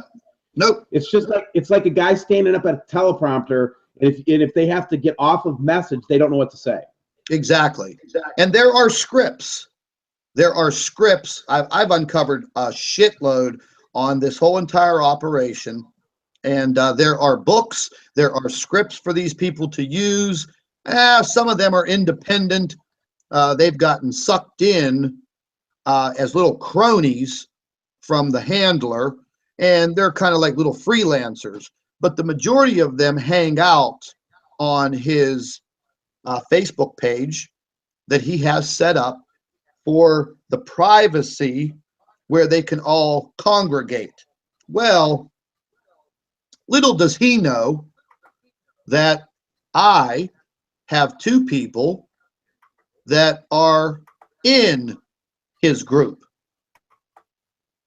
They work for me. They've been working for me for 4 months. And they've been giving me all of the information, what these people go in and talk about on his Facebook page and in the comment sections of his videos. So we have a mole collecting data and has been for I have quite two a of them. while. I have And two every of them. one of these people are putting themselves in a bad situation. The good thing that I've been able to do. Real quick, Chris. Go ahead, please. Here's the thing, real quick. They don't know which one of these two people, out of all of the little scumbags that roll with them, they don't know which two people continually report back to me with screenshotted information. So here's the deal, Dazza. I have two moles in your organization reporting back to me twice a day on everything your people do. So now what are you going to do? You going to get rid of all of them? Because you don't know which two they are. Hey, you got to look at the chat. Oh, man, I'm not even worried about it. I'm not even worried about it. Right there, baby. The two sides. Not that chat. Oh, look, Jersey's on message. It's because I spear Fred, spread fear, and I steal money, guys. That's the tag that's supposed to stick to me. Puh. That's my message. Stay on message, Jersey. Yeah, so, you know, bottom line is, ladies and gentlemen, we know what's going down. And if you want to consider us victims, whatever, we are not going to stop our investigations. We're not going to stop what we're doing. I'm not going to. I have the right. I have the God-given right to do the investigations and the research. I have the right to maintain my YouTube channel and do what I want to do. And all of us do. Now, the same can apply to them, but you know, it's not like they want to enter into a debate. They always say, "Oh, well, we'll debate you," but it doesn't start or end that way. No, it doesn't, You know? in any way, shape, or form. At the end of the day, they're being malicious about it. They're being nasty about it, you know, and they're saying they're not, and they are. All right, look, Scott Ferguson, I'm sorry for freaking you out. You go your own way, I go mine. If I've swore and I've said something racist to anybody, I apologize. And I apologize for any other swearing I have done. I did say it for 30 days. I'm not going to swear. I'm sorry folks think I'm mentally deranged. Well, welcome to YouTube, because y'all ain't friggin' normal either. Come on. Yeah, you know, right, that's all I have to say. Listen, no, I'm sorry. I'm sorry if this has caused this much problem. Scott, please accept my apology. I will go my own way. Please leave me alone. I really don't want to deal with it. Let's all put that out there. You know, I've made fun of Astronomy Live. You know, now I'll go on the record. I respect the man for his intelligence, his accomplishments, but he placed himself into a very critical arena with all of us. The same goes for Daza. The same goes for all the others. Now, I'll have to lend another apology because, you know, I made some pretty snide remarks against Mr. Sean Hufford. Sean, if you're listening, Good job. You know, I didn't realize that you had a medical condition. I'm very sorry for that. I mean, I wish you the best. I wish there was something that could be done. You look pretty healthy, but I mean, if you do suffer from a medical condition, very sorry for that. Daza just showed up, everybody. Isn't that great? You know, I'll probably pay for that in hell, but you know, I'll make my peace with God one day soon. So, you know, as far as Astronomy Live goes, you know, we did torture him a little bit, but you know, he dished it out too. So we made a mistake. Look, yeah, I mean, I was just not going to happen to you again. All right. Yeah, I mean, I was informed this afternoon that, you know, he's walking around packing a pistol because he's scared for his life. Well, there's nothing to be scared of. Yeah, there's nothing to be scared of. Go about your business, continue with your career. The same goes with everybody else. You know, go on with your life. You know, I mean, if you want to make a video about debunking us, well, we can't stop you from doing that. But whenever it starts to involve very serious personal attacks against me, Steve, Chris, or whoever, well, you know, if you throw mud, you're going to get mud thrown back at you.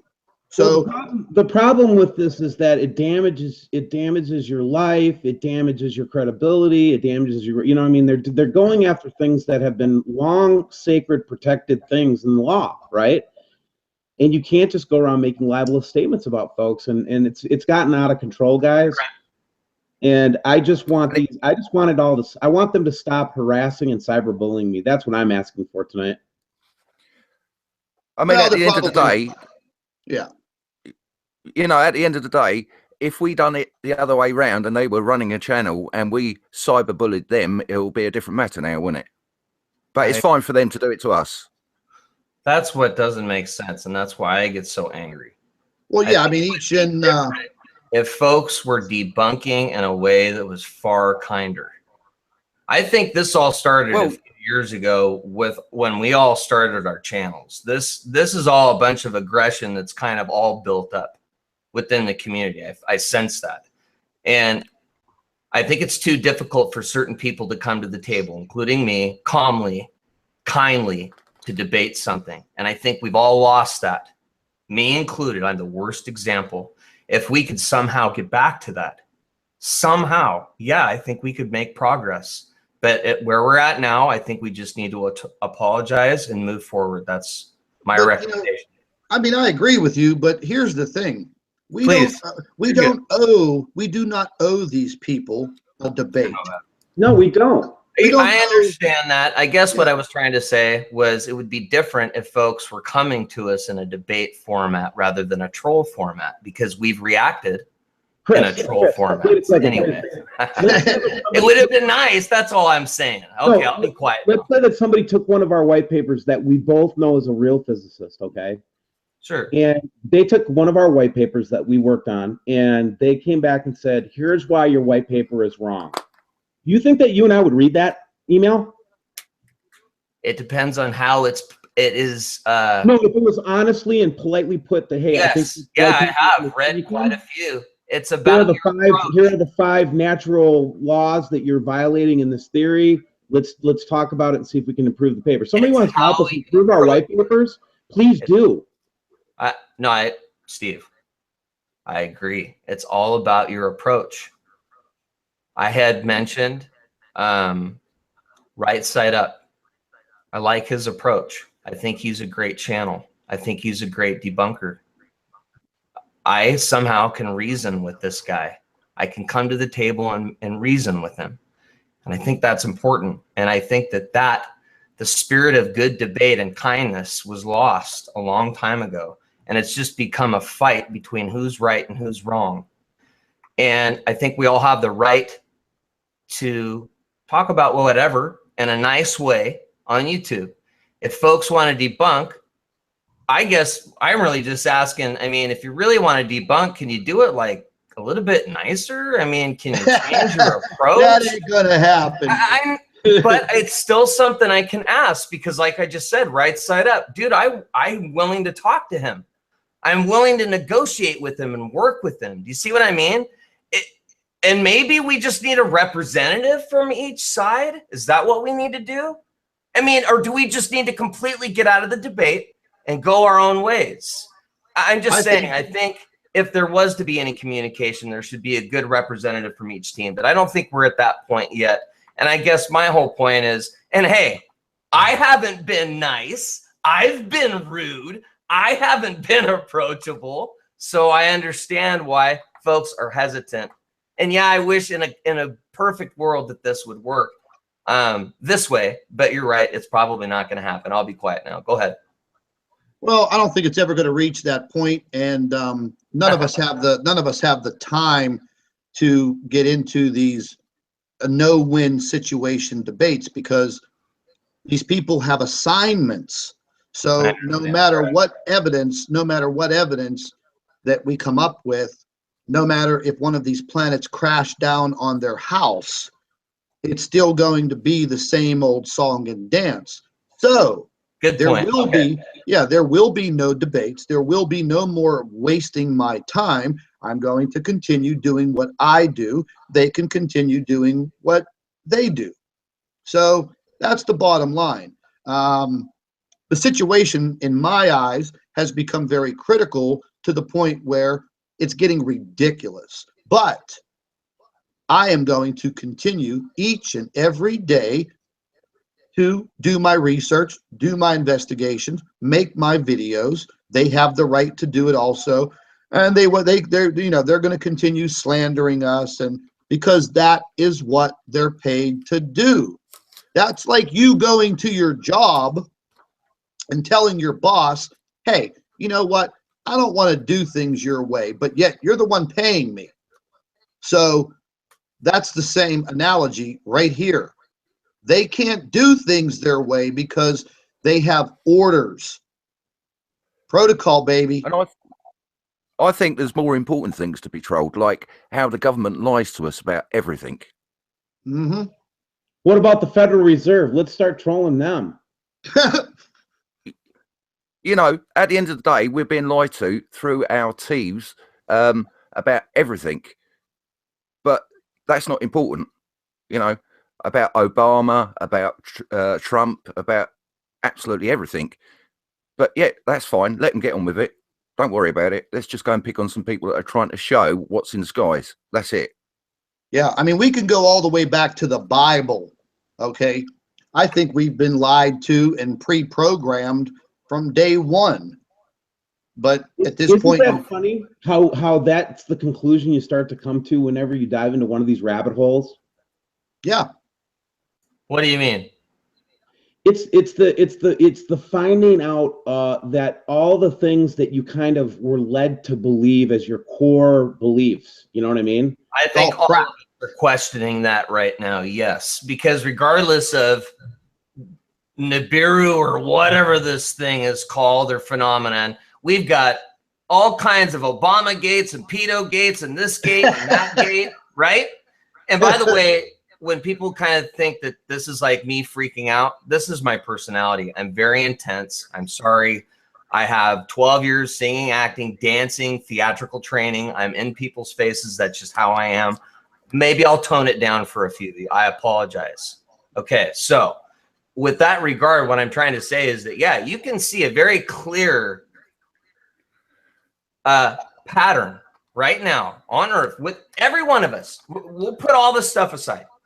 Things aren't right. Things aren't normal. We are, as a people, uncovering more and more data all of the time that things may not be as we were told as growing up in the institutions that we were all raised in, that maybe some of that was deliberately to keep something hidden or to deliberately do like a psychological, you know, mind control, et cetera, control the masses.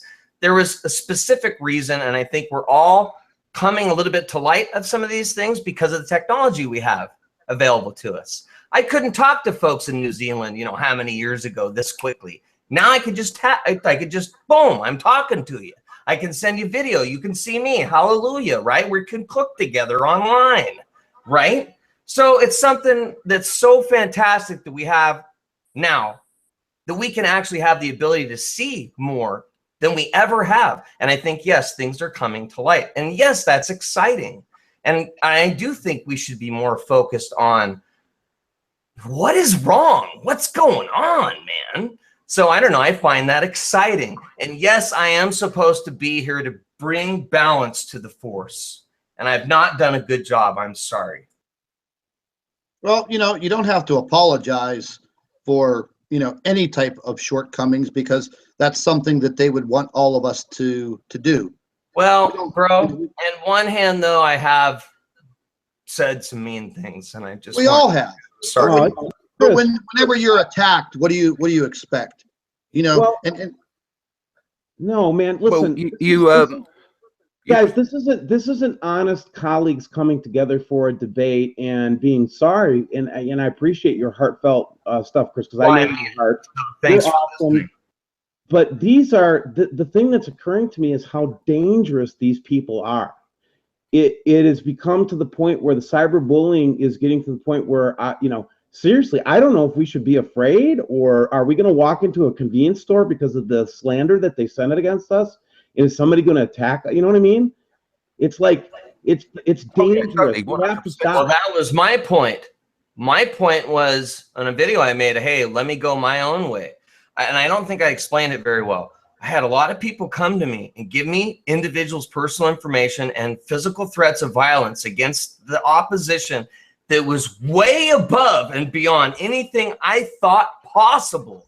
And it freaked me out. Like, yeah, there really is some badness going on. And it has nothing to do with me or Scott from the Nibiru channel. There's a lot worse people out there on both sides.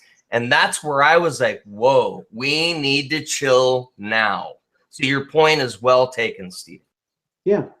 And so, but I already know, I don't, it's like, and then like they want to invade our chat room, right? So it's like they want to bust in and they're rude. It's just, no, we don't want you in our chat room because this is our chat room. True. Go make your own chat room. I gotcha. Well, it would be one thing if people were nice, but if they're not, they need to go, and that's it. Oh yeah, I mean, listen, in my chat room, I have these individuals calling my subscribers, like women, like calling women filthy, stinking names, using the C word, telling them they're crazy, they're this, they're that, and blah blah blah. Yeah. Well, and I mean, there was even a lot of trolling through the Google Plus directly to subscribers, and people were getting freaked out. They're like, who is this guy? Why is he talking to me like this? This is scaring me. Well, ladies and gentlemen, that is exactly what they are paid to do. So we've spent quite a bit of time discussing these individuals, and they're not going to stop because this is what they do. Now, they have every right to believe in what they want to believe in, and we have every right to do and believe in what we believe in. But there is one thing that is crystal freaking clear. We are having some very serious issues on our planet. We are. I mean, just looking at the screen, you guys can see the screen now? Yeah. Everything, just a summary for February 2017, extreme weather, planetary upheaval, meteor fireballs. Now in March, we have the flooding, we have more earthquakes, we have 35 volcanoes erupting, we have these fires that are just popping up out of nowhere, burning 1 million acres. We have crazy storms that are coming out of nowhere, hitting France, putting 600,000 people without electricity. We have 2,000 people that died in Africa the other day from flash flooding. We have people dying in South America, in Peru, and Chile. All of these places, people are dying from these catastrophes. So what is the harm that we are doing by trying to investigate what the hell is going on? And so far, the only thing that makes sense to me, after all the research and all the interviews and all the stuff we've done together, guys, the only thing that makes sense to me is that we're in a cosmic collision right now. Yeah, we're in a very weird situation right now. Now, I've been meaning to look further into this planetary alignment that we're coming up with. We're going to be starting into it in about 7 days, less than 7 days, around March 16th. And it's going to be very critical, and then whenever we talk about all of the coronal holes that have been opening up on the on our sun, that has been nonstop for months. And and when I talk about how it creates earthquakes and there's scientific proof and they call you a liar.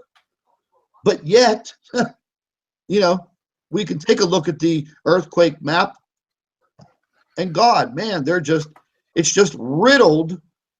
Here's all the earthquakes, ladies and gentlemen. Here's all the earthquakes in the past 7 days. I mean, can you explain that to me? What the hell is going on? Our Earth is literally being pulled apart. We have large Earth fissures that are opening up all over the world, probably a lot of them that we don't even know about. A massive one just opened up in Russia, up in Siberia, that is massive, has a huge crater with a huge fissure coming out of it, growing every single day. These events are occurring, and this is the sign of the times. This is everything that we've talked about all of last summer. each and every one of us.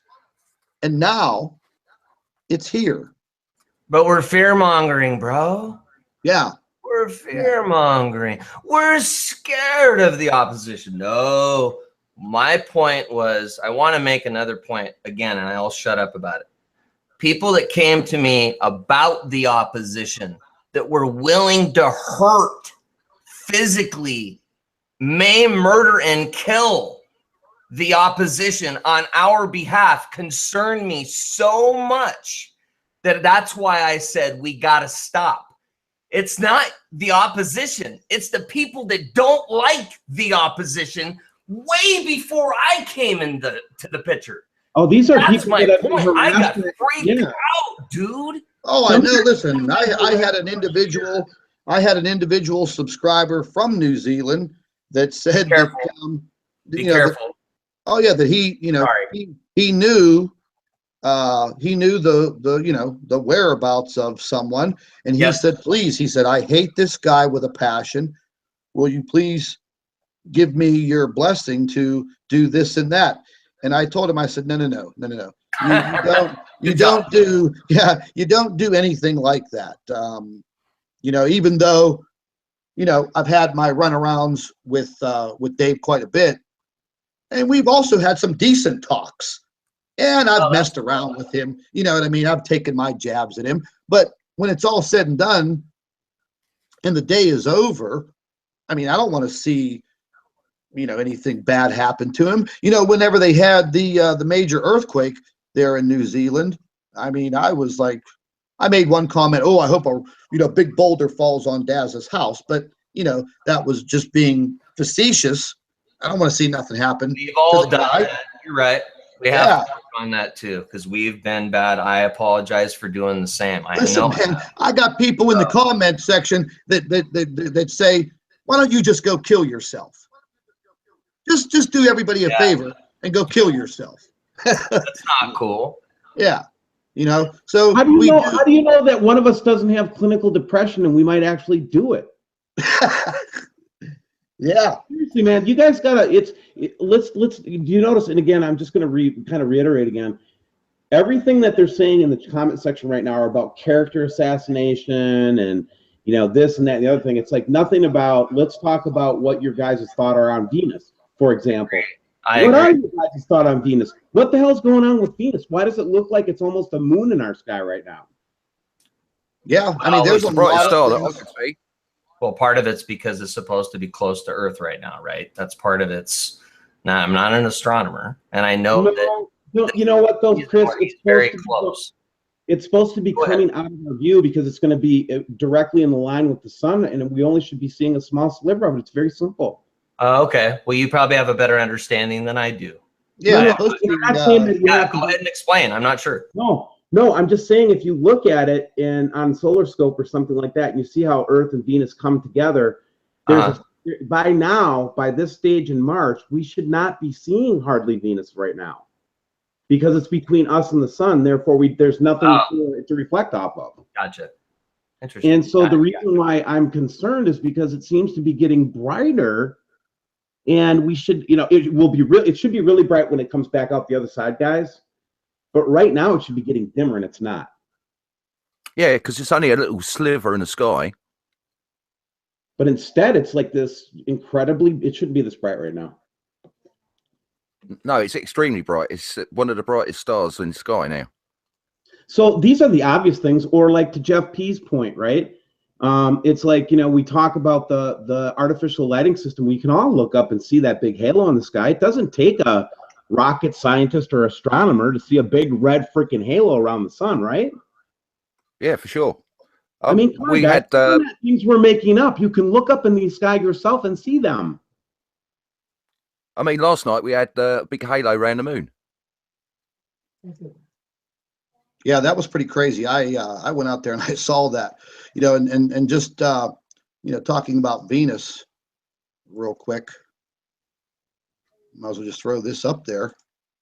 If you look right here, this is the phases of Venus right now for 2017, March 3rd, March 13th. We're kind of in between. So this is what we should be seeing of Venus. You guys see what I'm talking about there? Yeah. It should almost disappear from our site. I mean, we should be, you know, it's like a small crescent. And this is the kind of stuff that people need to see. We need to keep an eye on this. We don't know what's going on there, guys. There's, like, our physicist is saying, Chris, I think that she's saying that we believe that there could be ionization happening with Venus because of the proximity of another magnetic force, right? We've also heard that it could be due to any number of other things, but the one that I think is most plausible is ionization. But we've also been told by somebody that we all know that it's Earthshine. I mean, right now, Venus should be, you know, a very sliver, a very crescent, very small sliver in our sky, but yet, you know, it's like Chris has to unmute, by the way. Sorry, Chris. Sorry, guys. I just don't know. Go ahead. Sorry, dude. When it comes to Venus right now, I mean, it's just, I mean, we could see, you know, we're right between the 3rd and the 13th here looking at the crescent shape of Venus, what we should be seeing. And, you know, whenever we look up into the sky, it just looks like a big freaking headlight. You know, so once again, you know, we continue with our investigations, trying to get answers. You know, what's wrong with that? Again, you know, and I'll tell you this much, man. I know each and every one of us I've never said in any of my YouTube videos, this is the end of the world. I don't use that word doomsday. I don't use the word apocalypse. But what I do inform people is it's probably best to be prepared in some way or another. Me and Jeff P. had a very long conversation about this during the whole Oroville Dam situation. I was very worried about, you know, Jeff, and I have some very good friends of mine that live in Yuba City and Marysville. And I mean, these people got caught up in a very serious situation. Nobody was prepared. There were a lot of elderly people that were not cared for, that didn't know what was going on. They had nowhere to go. They didn't know what to do. So my main game is, listen, we do need to be prepared. Our government in this country opened up a space weather office that we've never heard a damn thing from this government office. But why open it if we're not going to hear anything from it? What are they doing? They're not saying anything, are they? Have any of you heard anything that has come out of this office? Not at all. And why is space weather a national security issue? And why is the weather a security issue? You know, at the end of the day, what's going on if it's a security issue? Yeah, exactly. You know, and we all agree that we have some very freaky things happening with our jet stream. Our jet stream, you know, in my eyes, has been so erratic. It's all broken apart. I mean, I was just showing it. It's all broken apart in our northern hemisphere. It's causing very, very severe weather all around the world. Is it being man manipulated by HAARP? We don't know. Is it being manipulated? Did you guys see the trailer for the movie coming out this fall about weather war? Oh my God, are you serious? Did you see that? Yeah, a big free movie about weather war. Yeah. I didn't see it. If you haven't seen it yet, you will see it. I think it's called, what the hell is it called? I'll remember in a minute. Just give me a minute to think of it. But it's a story of worldwide artificially created weather havoc. Oh my God. So the military has created patents I can refer you to right now for manipulating the weather for war. Oh yeah, they started that back in Vietnam. I mean, all you have to do, again, it's like, it's funny in a way, because it's like when you have such overwhelming data, you know, you can be wrong on one or two things and still be right about the conclusion that you come to. That's the other thing that I notice is like, just because you get one thing wrong, if I have 9 pieces of data that is damning evidence and one piece of data that's not so good, doesn't mean it still means I'm right. Just means I had one bad piece of data. Right? Exactly. Nobody's perfect, man. You know, nobody's perfect. Like in a conversation I had today, scientists make mistakes. Mathematics can have a lot of mistakes in it. Doctors make mistakes that cost lives every day all around this world. Do we have anyone that's a real professional astronomer within our community at all? Like they have a doctorate or a PhD or whatever in actual astronomy? I did approach one gentleman this past summer who has an observatory built on his property, very wealthy man. He actually does astrophotography. He literally built a massive observatory. He lives in the southern mountains, Laurel Highlands, and he does astrophotography now as a hobby. And I approached him this past summer because he has a website. Mm-hmm. And he said, I know exactly what you're talking about. I've researched it myself, but under the circumstances, I have one daughter in high school and one daughter in her first year of college. I can't help you. That was the end of our conversation. I have the same exact story. He actually approached me, guys. He was going to help us. He was actually going to start pointing out the different places where we wanted to do astronomy and have professional astronomy involved. He was getting ready to work with us. And then one day he just called and said, I can't do this. That's it. Yeah. So that makes you wonder, doesn't it? I cannot get a professional astronomer to work for me because they're terrified. They're terrified, man. You know, I've done a story on all of the scientists and astronomers who have mysteriously lost their lives since the beginning, dealing with Robert Harrington. And my last count was 126. And there's another horrible story out there that's been going on for the last 10 years, dealing with the deaths of all of these holistic doctors with cures for cancer, because that disrupts big pharma, big pharmacies. It's not profitable to be healthy, man. Exactly. It's very scary, with the chemtrailing situation. Whatever the hell they're doing, whatever the hell they're spraying in the skies cannot be healthy. It just can't. It's not normal. It's not part of nature. It's artificial. So, once again, people that investigate chemtrails, they're under fire, just like us investigating, Planet X, just like people who investigate UFOs. One topic I want to bring up real quick, and I'm a big fan of David Wilcock. I think he's just absolutely fantastic. I think he's like the smartest man in the world. But, recently in one of his last seminars, he came right out and said that, my life has changed dramatically because of the information that I've uncovered with our solar system, extraterrestrial life, and whistleblowers from different governments that have come to him, released information.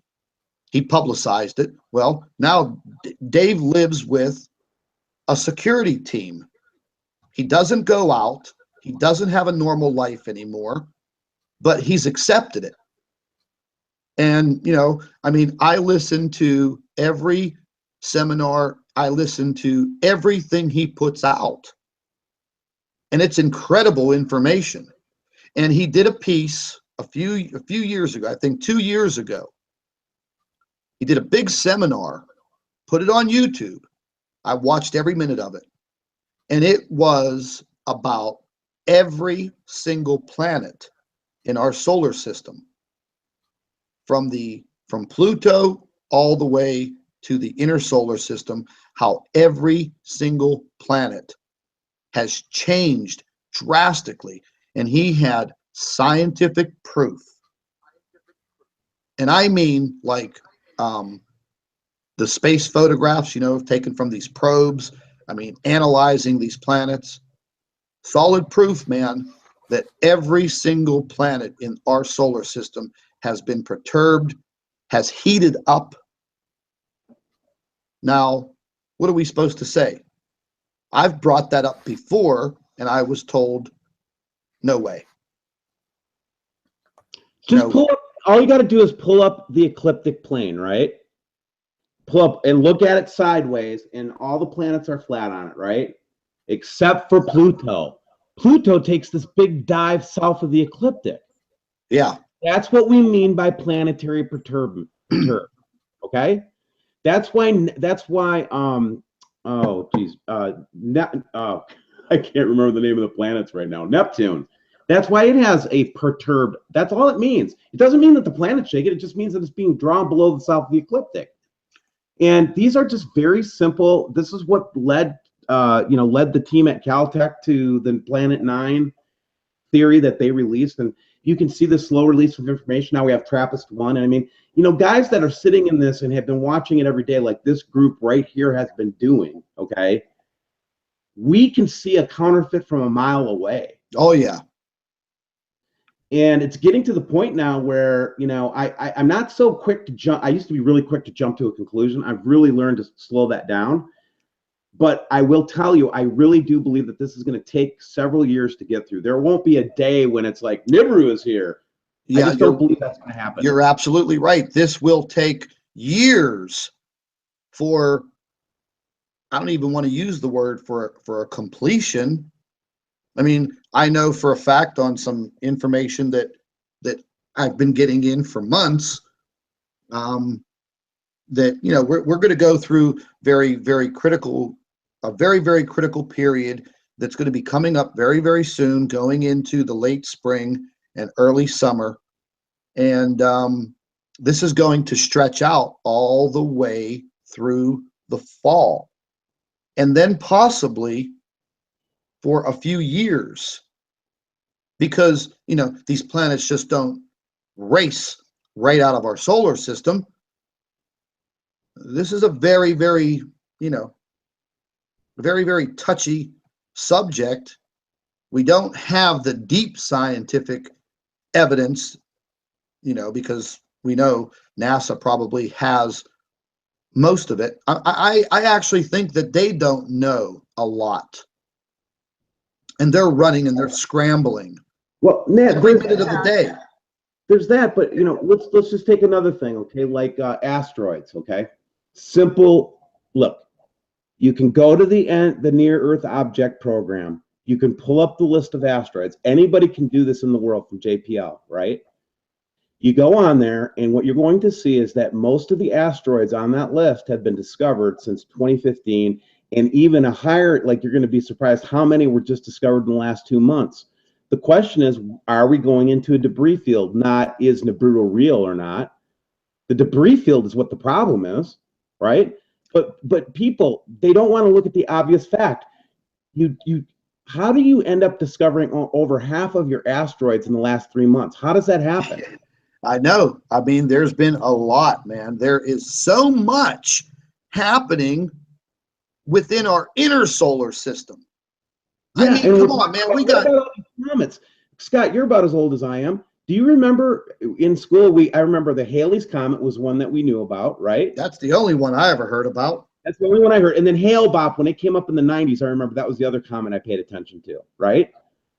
Now it's like we got 20 freaking comets floating around the inner solar system. What happened? Yeah, we got a lot of big rocks flying around, man. I mean, look, all you got to do is, you know, just pull up SOHO or the LASCO and just, you know, run it for a week stretch and look at all of the large meteors. I mean, me and Chris were looking at it the other day, and I was showing him the size of some of these asteroids that were, man, they're like the size of planets, because when you compare them to the size of the sun, wow.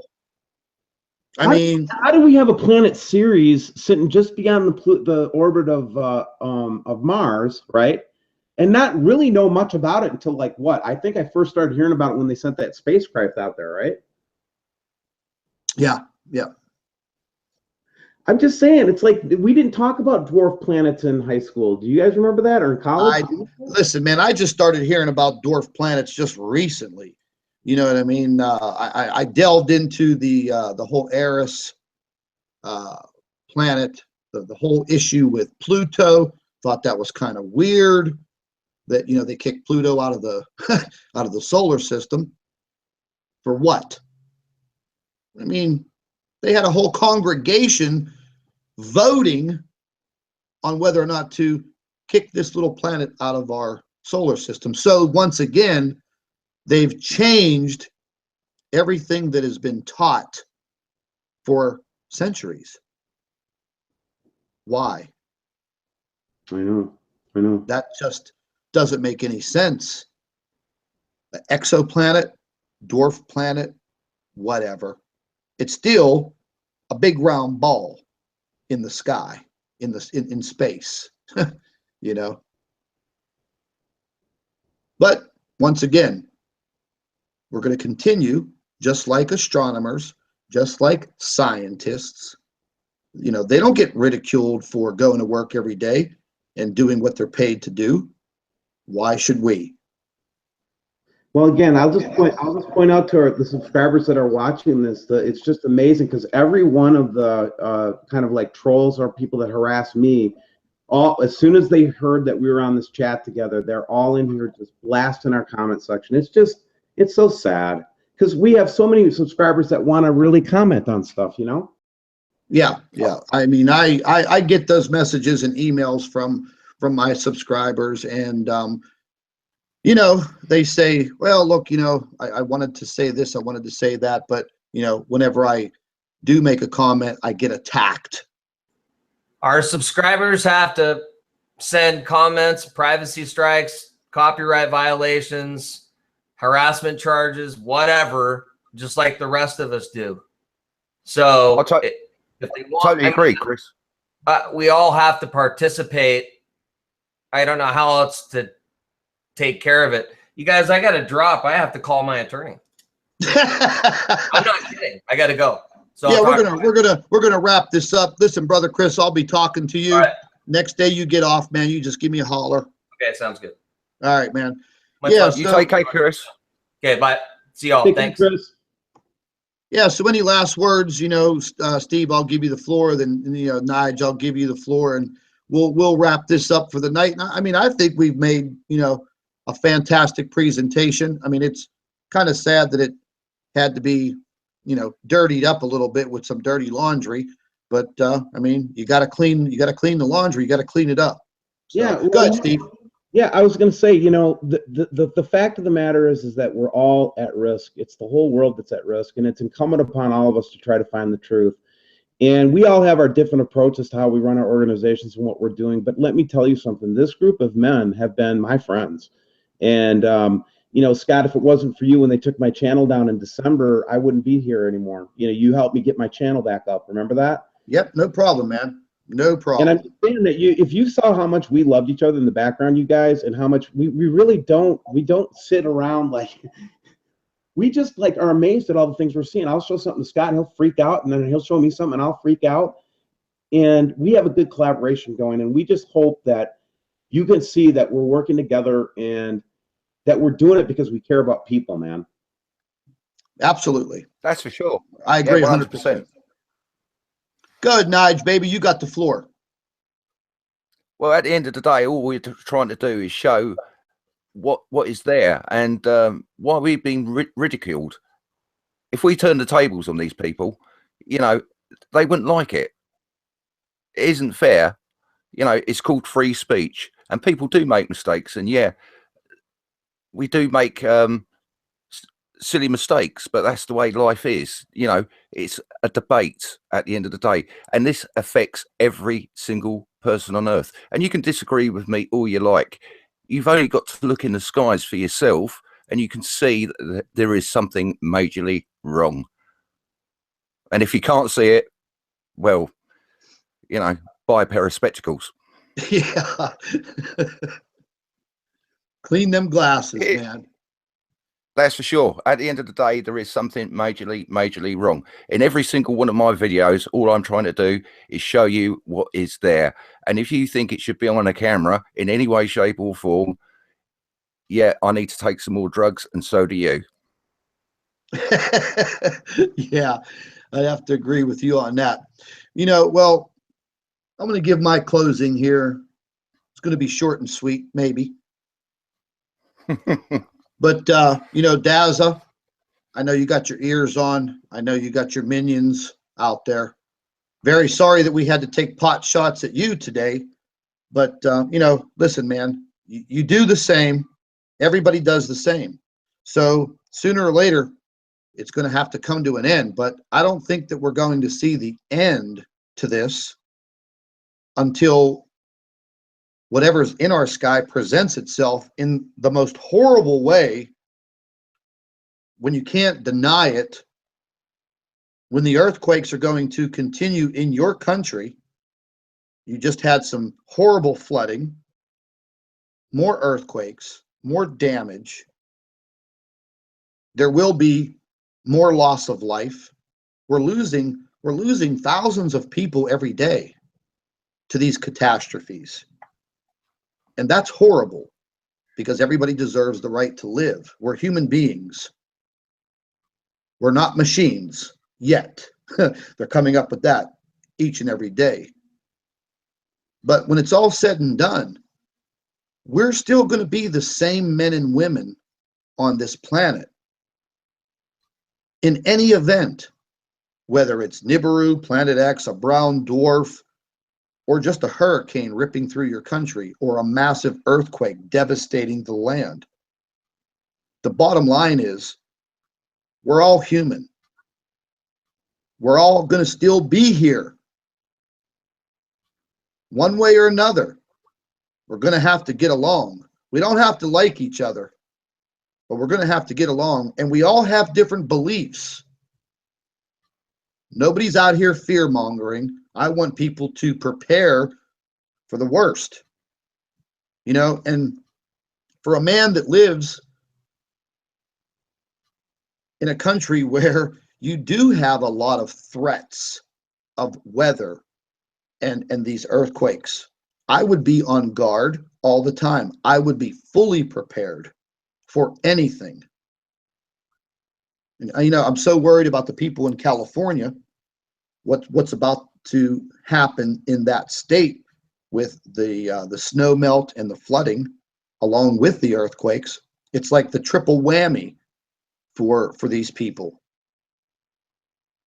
And I think about it every single day. I'm not a fear monger. I do have a big heart. I do care deeply about people that I don't even know. So damn us to hell for that. Damn us to hell for trying to put the information out there to help people prepare and possibly understand the unknown, because you don't know it all. I don't know it all. Astronomy Live doesn't know it all. Our physicist doesn't know it all. Only God knows it all. Agreed.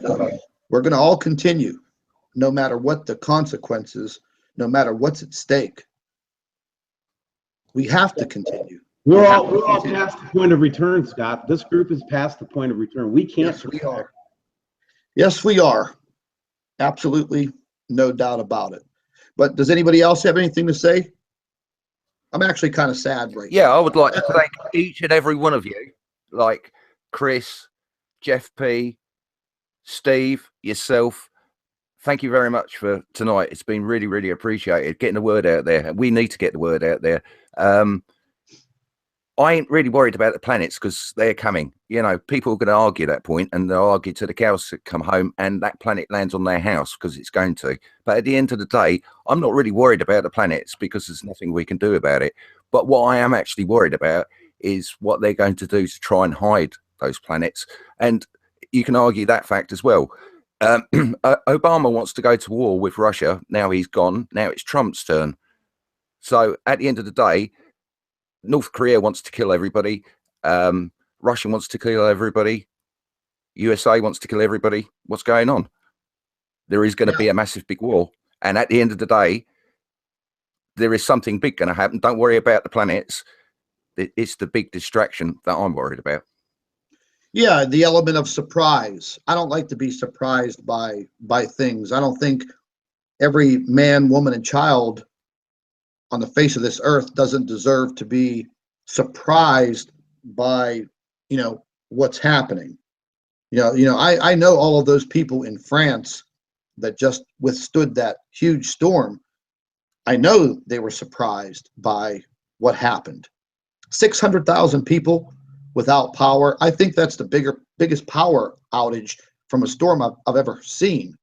And I was in Hurricane Andrew in South Florida when that storm rolled in, and that was catastrophic.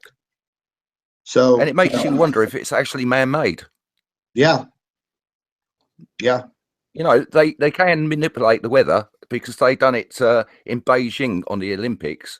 They seeded the clouds so it didn't rain. They done it in the UK Olympics so it didn't rain. You know, they've actually stated this. They actually stated that HAARP is a weather manipulation program, and they've actually stated the other day that they've actually confirmed about chemtrails. So, you know, they've lied all this time about it. Why? Well, I think man has overstepped his bounds when it comes to nature. You know, that's definitely a fact. You know, I mean, I love science and everything, but you know, when you're doing things like that, manipulating the weather, well, I could see if it had some really dire consequences. You know, okay, make it rain on the crops so we don't have a drought, and people can grow food and feed, you know, feed the hungry. You know, that's another thing that I don't understand in our world, how there can be one single living soul on the face of this earth that is hungry and doesn't have food. When we go to a fast food place, order a bunch of junk, eat half of it, and throw the rest of it away. But yet there are people all over this planet that are starving to death. Little kids, little babies, little children. People. But what they do, they get really, really good food and they throw it away in massive big landfills. Yeah. Instead of feeding people, you know, like big supermarkets, they get food that's really, really good and they throw it away because it's not the right color. You know, it's terrible. It's disgusting. If you really do think about it, and I think about this a lot, there should not be one single person on the face of this planet that should be poor, that should be homeless, or that should be hungry. We throw away, well, not we, the governments of this world throw away trillions and trillions of dollars fighting, you know, war. It's big business, but why should people go hungry? Why should people go homeless? It shouldn't happen. But well, that's exactly true. Hey, but guys, most of the wars jump off. I'm sorry to interrupt, but you guys. Yeah. Go ahead, brother. You give me a holler tomorrow. It was good having you on. Yep, good to be with you tonight. Look after yourself, Chris. Steve. Yeah, it's a shame, man. It is a shame, some of the things that go on in our world. I never really thought about it when I was a young kid. I really never thought about it when I was a young teenager. I never thought about it as a young adult. But when I did go through Hurricane Andrew, man, and I saw that devastation. I didn't have electricity for 3 months. It kind of opened up my eyes. Exactly. You know, kind of opened up my eyes to how devastating things can be. And, you know, my father used to make fun of me because I used to go down to the city mission in Miami, and I would help cook Thanksgiving dinner down there. And we never celebrated Thanksgiving anyways, you know, we just would go out to dinner Thanksgiving, you know, evening. So I chose to, you know, go down with a few friends, work in the kitchen. I'm a great cook. And, you know, that made me feel fantastic to do that. My father used to make fun of me for doing that. And I used to go down and do the same thing for Christmas, you know, and it put a very big warm spot in my heart. And I started to realize all of the bad things that are going on in our world, and it started to change me, started to change the way that I think. So maybe that's why I am so in depth into finding out what's happening to our planet now, because I do honestly want to help people. I do not want to see people surprised by, you know, what's going to happen. Simple as that. Damn me to hell for caring that much. But in the end, we're all going to die one day. We're all going to meet our maker. We're all going to turn back into that little form of energy and move on into the next life. But for right now, I totally agree, Scott. Yeah, for right now, brother, this is my life. This is my energy. And I think we all have the right to continue doing what we're doing. The bottom line, you know, I hope people see. Shame a few people. It's a very big shame that a few people want to sit there and troll, you know, what you are passionate about. Yeah, exactly. But you know, but Scott, like not being rude, I've got to go, man. And yeah, really appreciate it for everything. And I don't want to be rude. Oh, don't be bloody fucking rude. Listen, brother, it was good having you on here. Good talking to you. You know, you become a true brother. And thank you very much. Bottom line is, man, we're going to continue doing what we're doing. I'll be talking to you. Shoot me an email when you get some time off. Sure will, mate. Not a problem. Take care. You look after yourself. Take care. I will. Bye-bye. I will. Well, ladies and gentlemen, there you have it. We had, you know, a lot of people in the Planet X community here tonight, you know, voicing their opinion on a lot of things. But like I said, when it's all said and done, we're all human beings. We all have a difference of opinion. We all see things differently. We all care about different things. But one way or another, in the end, we're all going to be in the same place on this earth. This is the planet that God gave us. We don't take care of it. We don't take care of our people on this planet like we should. None of us are perfect. None of us. But with that said, I'm very happy for all of the people who did attend, that did tune in. Hey, even all you troll babies, I know you guys had an operation to complete. You did what you had to do. God bless all of you. And I hope you accept all of the apologies that were dealt out today. Astronomy Live, Sean Hufford, Daza, and all the rest. Yeah, we go head to head. But again, when it's all said and done, we're all going to end up at the same place together. So you guys keep up with your assignments. We will keep up with ours. And someday, maybe we'll meet somewhere in the middle. This is Scott from the Nibiru channel. Keep yourself updated. Keep yourself informed. Thank you for watching.